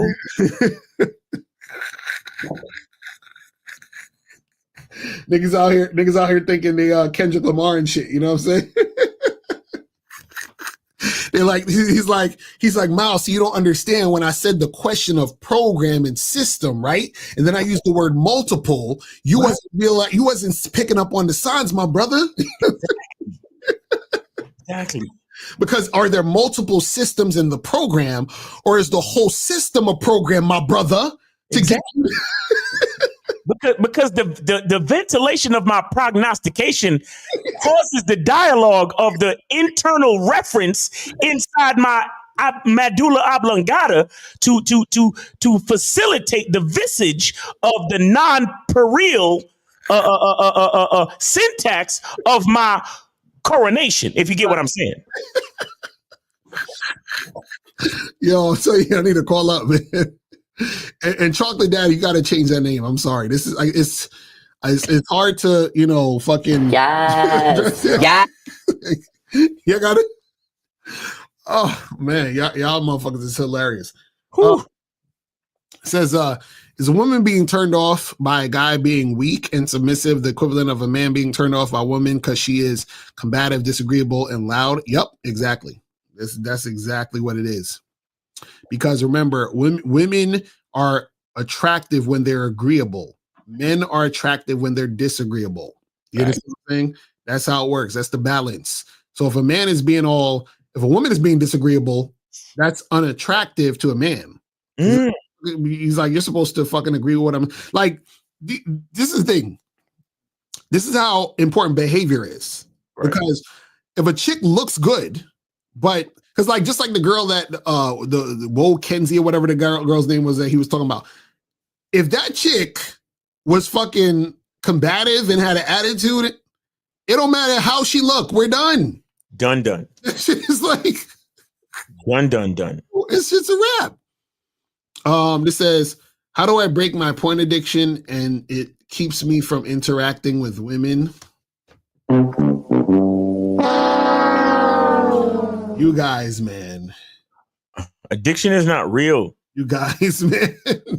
That shit ain't real. You just not strong enough to, you're not strong enough to believe in yourself. Yo, this is the thing I don't get though. It's like, it's not an addiction. I don't understand how, because why do you, don't you choose the thing you're so-called addicted to? Right. That's what I'm saying. So why is it you're addicted to porn but not cigarettes? Right. What's so special about porn that was the choice to be addicted to? You're not addicted to porn. You see what I'm saying? Like, I don't understand this. You understand what I'm saying? Like, why, how all of a sudden is this? Why not addicted to fucking, Doritos or some shit? Like, I don't understand. What is it that, you see what I mean? And then you're saying it keeps you from interacting with women. No. You understand what I'm saying? Like, look, your language exposes you and your language dictates your reality. Mm-hmm. You are literally casting a spell of porn addiction and a lack of interaction with women. Right. All you have to do is choose differently. Mm-hmm. That's it, Dennis. That's right. all you got to do. Choose differently. Mm-hmm. choosing this. Right. Like y'all don't really understand how powerful the words that you use are. You are casting a spell of porn addiction and a lack of interaction with women because these are the things that you choose. Right. I implore you to choose something different. That's all. Right. Because the thing is, the funny part is, if he didn't have any access to porn, I guarantee he'd do something else. You understand what I'm saying? He's not gonna be sitting there like, oh my God, I can't breathe. I need porn. Oh my God, I feel sick. No, you just do something else. You find some other way to do some other thing, and then you'll be doing that thing. It's like, come on, man. It says, how do I stop wanting to be the only one influencing a woman I'm dealing with? How do I be cool about other guys influencing her? Oh, well, the thing is this, is that why do you care as long as she's doing what you say? Right. You see what I'm saying? Like, it don't matter. And also, if you're really influencing her, then if something is contradictory to your influence, then it won't matter because she won't be really about it. You see what I'm saying? So it is what it is. He said, I'm addicted to oxygen. I can't get enough of it. Y'all motherfuckers is funny.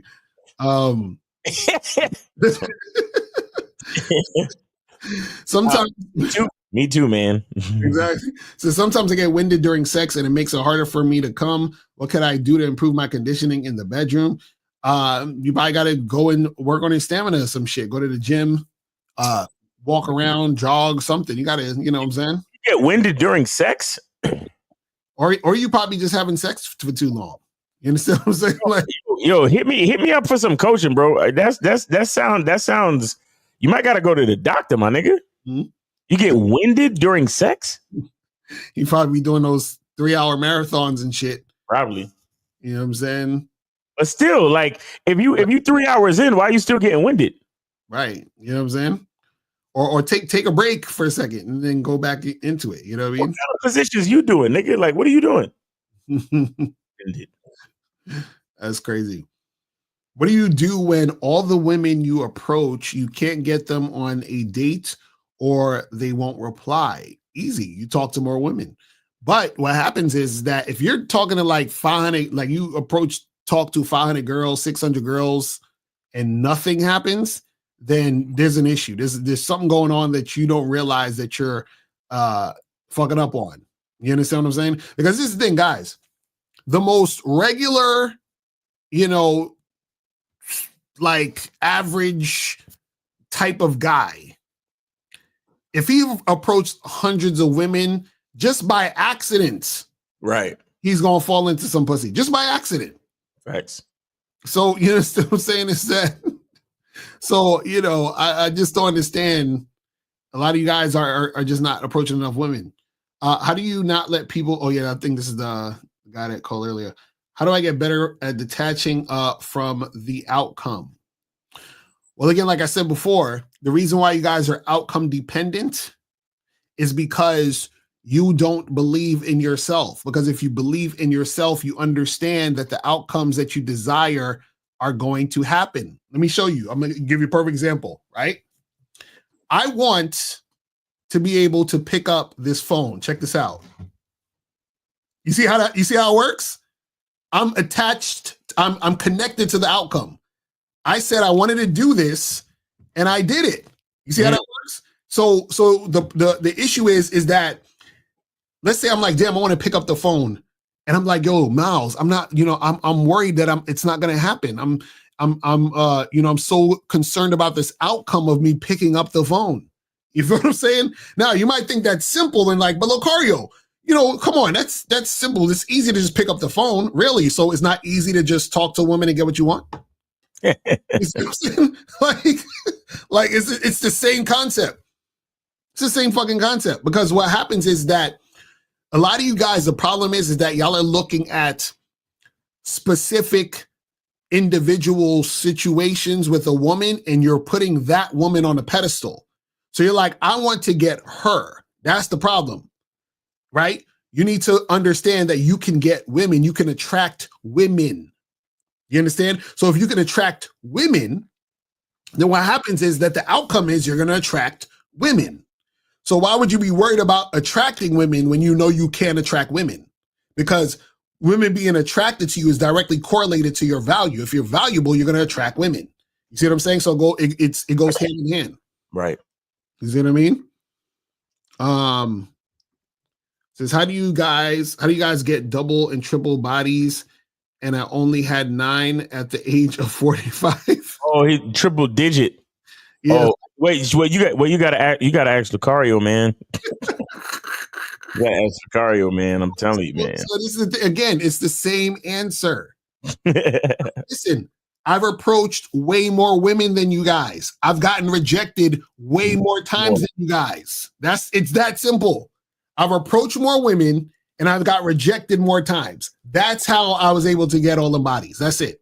That's it. That's it. You see what I'm saying? Like, why do you think I come up with talking to 25 women out my ass? No, this is shit that I've done. You understand what I'm saying? This is how it works. I'm like, oh, wait a second. So if I talk to this many women, this is usually the outcome. So if I want the outcome to be this many women, I got to talk to this many more women. And exactly. It's really simple. But see, the problem is this. What you guys are looking for is shortcuts and formulas and magic bullets to say, Locario, you know what? I don't want to talk to 25. Can you just give me the right thing to say so I could just talk to that hot girl over there to fuck her? That's not how it works. That is not how it works. You know what I'm saying? Sorry, guys. That's not how it works. You see what I'm saying? And this is the key.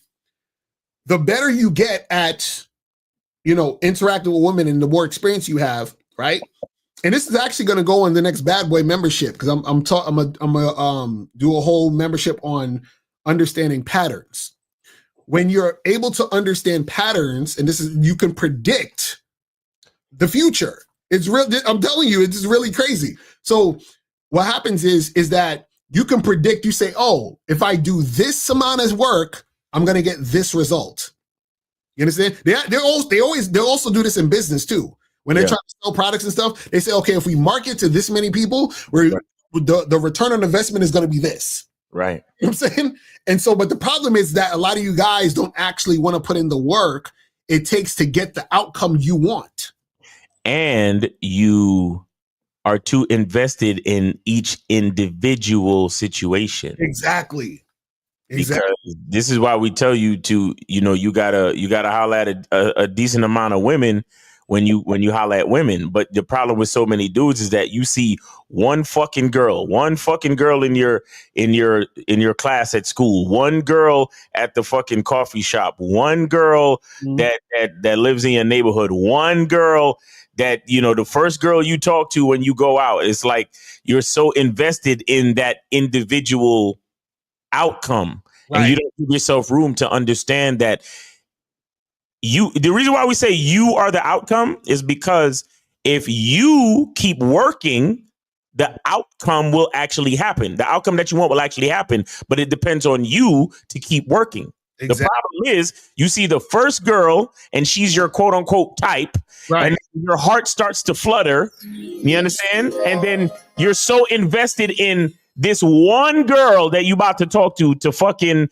be the woman of your dreams automatically. Right. You understand? And low key, you're lazy too. Right.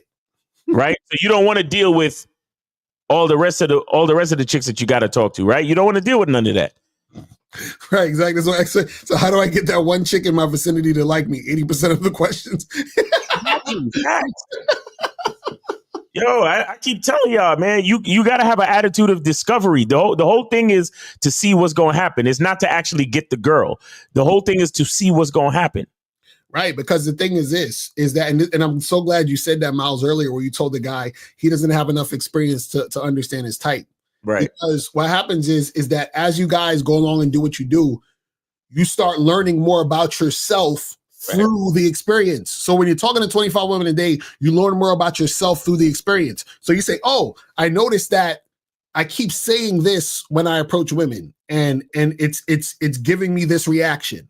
Right. Whether it's positive or negative. So if it's positive, you're like, oh, I'm gonna keep doing that. Or if it's negative, let me stop doing that. Let me do this other thing that I do that I see that works most of the time. Then you say, oh shit, I noticed that these type of women that I'm attracted to usually for some reason are responsive to me, right? So when I'm at a party, at a club, at a bar, oh, I see those type of women, let me go and approach them first. You see what I'm saying? But I'm saying too much. I'm gonna talk about this on the Bad Boy membership when we talk about the patterns. You feel what I'm saying?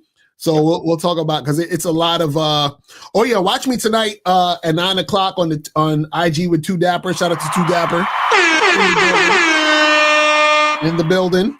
I'm so glad you said something because I totally forgot about it. No, shout out to April because I forgot too. Shit. No, my calendar would have probably reminded me, but because it's in my calendar. But bruh, right, man, I had, damn, I had other things I was gonna do. Right, but nah, let's get it. Shout out to Dapper. Yeah, 9:00 on the man panel. Let's get it. Pause. Exactly. Yeah. So this says, should all beginners focus on doing the 25 in a day-to-day real life and not online, or is it negligible? Well, it's everything. You don't need to approach 25 women on the street. You can approach 5 women on the street and talk to 20 chicks online. You understand what I'm saying?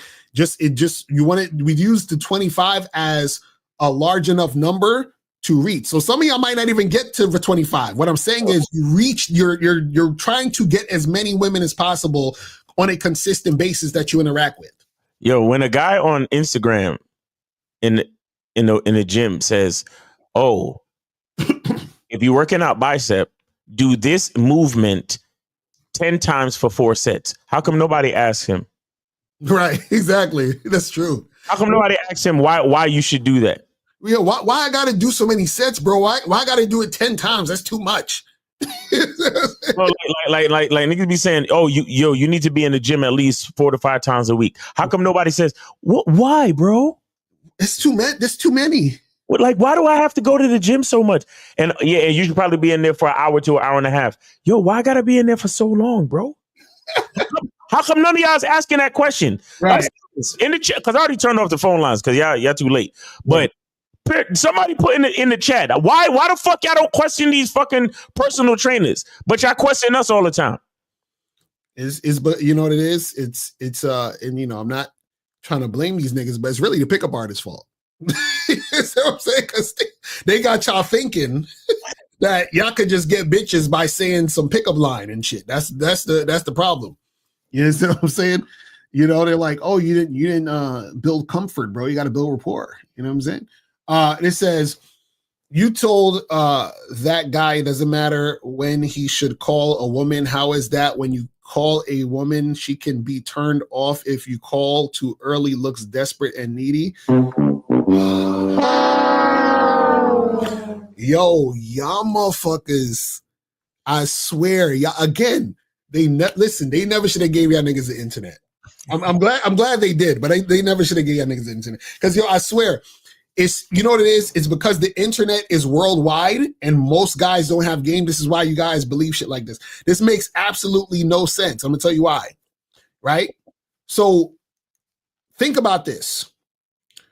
If you meet a woman, right, and she's highly interested in you know what's gonna happen? Let's say you meet a girl at a bar or you meet a girl in the street or whatever, y'all exchange numbers. If she's highly interested in you, she's thinking about you. She's hoping you're going to call. And when you do call or text, she's excited to get your call or text. You understand what I'm saying? So what happens is that how can you look desperate and needy when you are creating a situation for something to happen between you and a woman who is actually attracted to you? You see what I'm saying? A lot of you guys, again, this is what I'm saying. You guys don't believe in yourselves. You think already the woman doesn't like you. So now you're trying to think of ways to tiptoe around the situation so you don't mess it up. Right. See, a lot of you guys think you mess it up. No, a lot of you guys don't realize she wasn't feeling you from the jump. You understand what I'm saying? See, the reason why this is hard for you guys to get is because there are women who are outright going to tell you no. Mm-hmm. There are women who are not interested, who are going to entertain you for a little bit. Then there are women who were interested, and then you did something to turn her off, right? So you have all those different things going on. But the problem is that you're saying, okay, because check this out, Dennis. Let's use you as an example. Me and you meet the same girl. The girl name is Jennifer. We both meet Jennifer. You hollered at Jennifer at noon. I hollered at Jennifer at 6 p.m. in the same day, right? You're like, oh, I'm gonna wait until it's Friday now. I'm gonna wait till Monday to text Jennifer. You understand? So I meet Jennifer at 6 p.m. and then I text her at 8:30 the same night, and I say, yo, what are you doing right now? And she's like, oh, I'm not doing nothing, right? And I was like, yo, you should come over. So she comes over, me and Jennifer is fucking. You're still thinking, oh, I can't wait till Monday to text Jennifer. You know what I'm saying? And this is the thing. I say to Jennifer, hey, listen, let's meet up again Wednesday, right? And then you hit up Jennifer Monday and say, hey, Jennifer, are you free Wednesday? We should get together and get a drink. And she's going to tell you no, because she's coming to see me. See what I'm saying? And Wednesday happens to be the only day you're free that week. You see what I'm saying? So a lot of you guys don't realize y'all sitting there talking about, yo, let me wait. Y'all, again, all this stupid 1998 pickup artist nonsense that you guys are listening to. You're sitting there waiting and Jennifer's getting fucked. You understand what I'm saying? So the fuck are you doing, bro? Like, y'all are wild, man. Jennifer. Y'all are wild. Oh my God. All right, you got 3 more questions. We're gonna wrap this up. Would you pay if you took a girl out for drinks, but she ordered 3? Would you pay all or just 1? Again, this is why you guys need to be the ones who create the plan. What you mean order 3? That's what I'm saying. See, if you created the plan, how the fuck she ordering drinks anyway? Right. That's what I'm saying. That's why I'm like, you are the one who creates the plan. She don't get to order drinks. First of all, when I invite a chick to a drink date, I suggest the drink. Mm-hmm. And she's getting the amount of drinks that I oh, right, exactly. Like, what are you talking about? What the fuck is up with y'all niggas? Because you know what it is? They just sit there and allow women to do whatever. That's the problem. Yeah, wow, bro. That's why I see why these chicks love taking advantage of y'all. Cause y'all just love letting it happen. Right. Exactly. He ordered 3. She don't get to talk to the bartender or the fucking waitress. Right. She don't talk to nobody but me. Mm-hmm. The fuck are y'all niggas talking about? Y'all niggas are weird, bro. I swear to God, man. Yo, man. Oh, man. Where the fuck is it? Older brothers that used to punch their little brothers in the chest and smack them in the head? Shout out to y'all niggas, bro. Mm-hmm. These niggas are missing that type of shit. Right. Y'all niggas is missing that type of shit, bro. Y'all niggas need to get smacked up and bullied and made fun of, man. Y'all know, for real, man, for real. Like, the shit is disgusting. Like, they need to get mushed. And what they used to do back in the day called the gill. Remember the gills? They just go behind your head and just... Nigga, I will take your neck. You remember that shit, niggas? Yeah, y'all don't know nothing about that shit. We mad old. There's some old school shit. Y'all know about that. Niggas used to mush you. You used to get mushed. Yo, niggas used to save up gills to the end of the day. I remember when you be like, yo, save my gill, nigga. Yeah, save my gill, nigga. I'm gonna get you later, nigga. And later when niggas see you, they fucking rub their hands together and rip your fucking neck. Y'all niggas don't know nothing about. Yo, y'all niggas need to get bullied. Y'all little bitch ass niggas letting a bitch order what she want on a date. Bitch ass yucca. Stupid ass nigga letting a bitch order what she don't, bro. She don't talk to the waitress. She don't talk to the bartender. That's all me. Mm-hmm. When it comes to her talking to anybody in the venue, I am her representative. Are you dumb? Right. The fuck is wrong with y'all niggas? Yo, y'all questions? This is why I know why I'm here. This is why I know why I'm fucking here. Because y'all niggas need my fucking schedule needs to be full of fucking consultations if these are the type of questions y'all niggas are asking. Mm-hmm. That's a fact. Y'all niggas, what if she orders 3 drinks? Yo. That's wild. And that's why I don't understand. How are you, again, see, a lot of these guys, they're scared of the woman. You guys are so scared for a woman to say no, for a woman to not want to. Y'all are so scared. I'm telling you, y'all need to immerse yourself in rejections, immerse yourself in women walking out on you, immerse yourself in you having to charge chicks to the game, immerse yourself in you telling chicks no, all of that shit. Yeah, you see, that's what, and that's what y'all missing. Yeah, miss. You don't know how. Again, just like how somebody just put it too with the bullying and shit, but y'all need to, because there's no bullying anymore, y'all need to get rejected by bitches. Right. You need to develop tough skin. Mm-hmm. So certain questions you don't even have to ask anymore. Right. And again, I'm here for all of it. Don't get me wrong. But I'm saying the level of questioning lets me know how much help y'all niggas really need. And I'm telling you, y'all got to get to the point where you're able to tell a chick bye. Like, I remember I was on a date with this chick and she was like, oh, well, you have to earn the kiss. I said, really? I was like, that's interesting. So I said, listen, this has been fun. I'm gonna head out, right? So I leave the fucking date. This chick hits me up like 2-3 days later talking about, hey, what's up? We should get together again. I said, listen, we're not getting together again. You have a nice day. And she was like, but why? You see what I'm saying? And I just left it on red. I didn't even respond to her. You understand what I'm saying? So it's like, you guys need to be able to tell a chick bye. It's over and keep that shit pushing. Let her go. You see what I'm saying? Like, I'm telling y'all don't have the strength to do that shit because it's like y'all are so thirsty for the woman, and the thirstiness comes from the lack of game you got, and exactly, and because you have no game, you have no options. This is what I'm trying to tell you guys. So you guys got to understand the shit. So last question, it says, how soon is too soon to set up the second date? It's never too soon. It's only too soon if you don't know if you want to have a second date yet, or if she don't, because if the vibe ain't right, what's the point of a second date? Exactly. You know? So that's if too soon is before you realize if you want to see her a second fucking time. Right, but as soon as you know you want to see her a second time, then you can set that shit up right there. Exactly. Like you could be like, "Yo, listen, I'm free this coming Thursday. Let's get it cracking."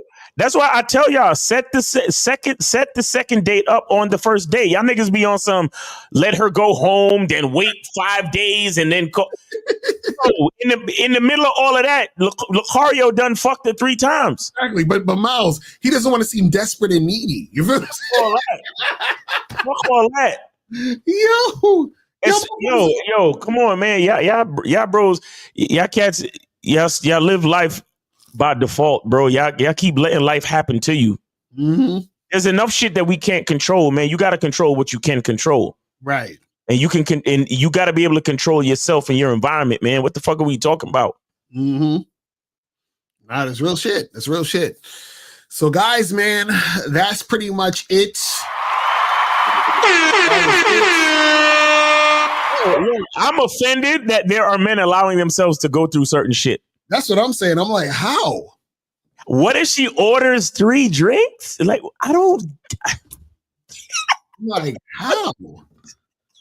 I'm like, yo. Like, I'm thoroughly offended. Like, you don't understand. Yo. I'm like, how, man? Oh my God. I'm like, how? You know, it's so funny though sometimes because I be out with chicks and I smile because I'm like, this chick don't know I ain't never calling her again. Like she don't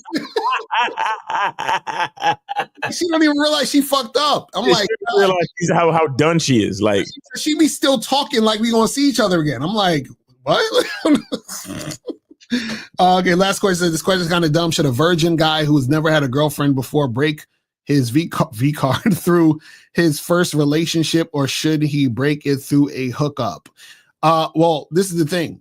What? I don't understand how the fuck you having a relationship without fucking having happened before she's your girl. You know what I'm saying? We sex comes before the relationship over here. So right, yeah. So you need to learn how to vet women, and part of vetting is fucking. Yeah, I'm sorry. We're not God-fearing Christians when it comes to that over here. You know? Exactly. So that's pretty much it, man.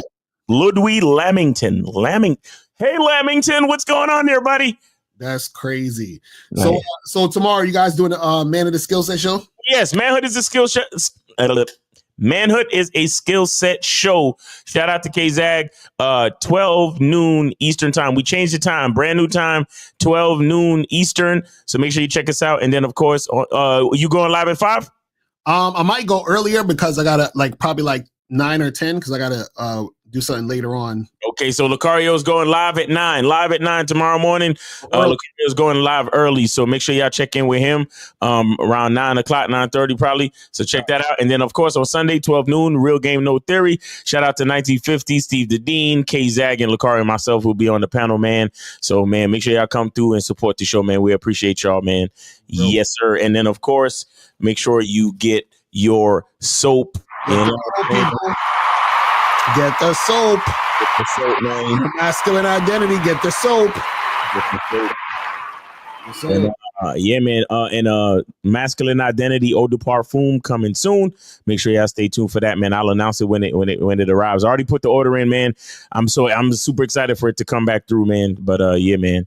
And then yeah, that's it. So make sure y'all come through. Oh, and of course, go to Bad Boy Membership, shoplocario.com, badboymembership.com, shoplocario.com, masculineidentity.com, and schedule a consultation, man. Yeah, man. That's a fact. Schedule a consultation. We need to talk to you guys, man. That's a fact. And also, I'm telling you, and when that cologne come out, y'all need to listen. I put that shit on just to be in the house last night. I was like, yo, this shit smell good as fuck. I was like I was sitting there playing video games, smelling that shit on me. I'm like, this shit is fire. That's what's up. Yeah. So, you know what I mean? So make sure you guys, get that shit cracking, man. You feel me? Yes, sir. So that's pretty much it, man. We appreciate y'all tuning in, and we will holler at y'all later. And remember, guys, the truth is inside you. Peace. I can take the dick off the table based upon my standard. You aren't going to get hold of this dick if you ain't being the woman I need you to be. You need to realize that you need to cook, clean. You got to understand that you're not the only woman. And if you can accept that, that's fine. That's just the beginning, because you got to work hard for me, because I work hard for me. So that means if you get with me, it's not going to be easy street, because I need to be satisfied, because it ain't no happy wife, happy life bullshit. It's happy Steve, happy Steve. Being strong with self, understanding who you are, that is the biggest defense to bitch ass weak men. And there's no excuses for the men not to be strong. But see, there's so many forces, and then so many men are embracing weakness. I can't stand weak men. Like I don't like to talk to them. It's hard for me to talk to these losers.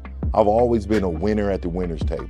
I believe it's a sin to impregnate a woman who can't raise a child, or impregnate a woman who's not fit to be a mother. And I think we have a responsibility in what we see today in these weak ass little feminine boys. I can't tell another man what to do, but I can't dress feminine. I can't wear nail polish. It's just something that I can't do. Why? Because if I'm walking down the street and somebody's having trouble with a flat tire, I want them to feel that they can come to me and ask me, hey man, could you help me out with this? Because those are the type of things that a man will help out with. So I need to look like a man so they can know where to come for help. Yeah, it is such a thing as toxic masculinity in the minds of bitch ass motherfuckers. Talk about masculinity, assertiveness, authenticity, transparency. How can a guy who's straight up and honest with what he does be toxic? If the media can train you to think something bad about it, you hear the word and you want to instantly have a certain reaction. You stop thinking, you start feeling. And when people learn to think and feel and not think through their feelings, that's when they can evaluate a person holistically. And they can say, is this toxic masculinity, or did I just hear something I didn't like? And why did I not like it? And only let me go within myself to see why. I don't never look at no motherfucker and say, oh, that's a toxic masculine motherfucker. I never ever had, I didn't even know, that was an invented concept from a weak motherfucker that was like, I'm just tired of this motherfucker trying to tell me what to do and bully you over me with this bullshit. What's going to make you successful is just understanding who you are and getting your mind right and being happy with who you are. That is the thing that's going to really make you successful. Because after you get all the toys, after you get all these things going on, you've had sex with all the women you want to have sex with, you traveled all the places, you're still going to be you and you're going to always come back to you.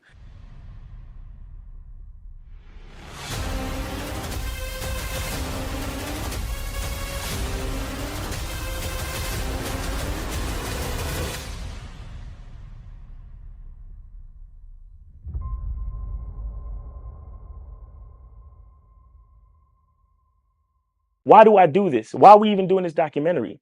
I want guys to be in the best position possible. There's no way that I'm raising my voice or calling you a bitch ass nigga because I'm trying to hurt your feelings. I'm calling you a bitch ass nigga because you doing bitch ass nigga shit. And if you continue doing bitch ass nigga shit, you're going to end up in bitch ass nigga situations. You get what I'm saying? So when I call you a bitch ass nigga, trust me, it's because I love you. Game Kings 2, the definition of man, is out right now. Click the link below or go straight to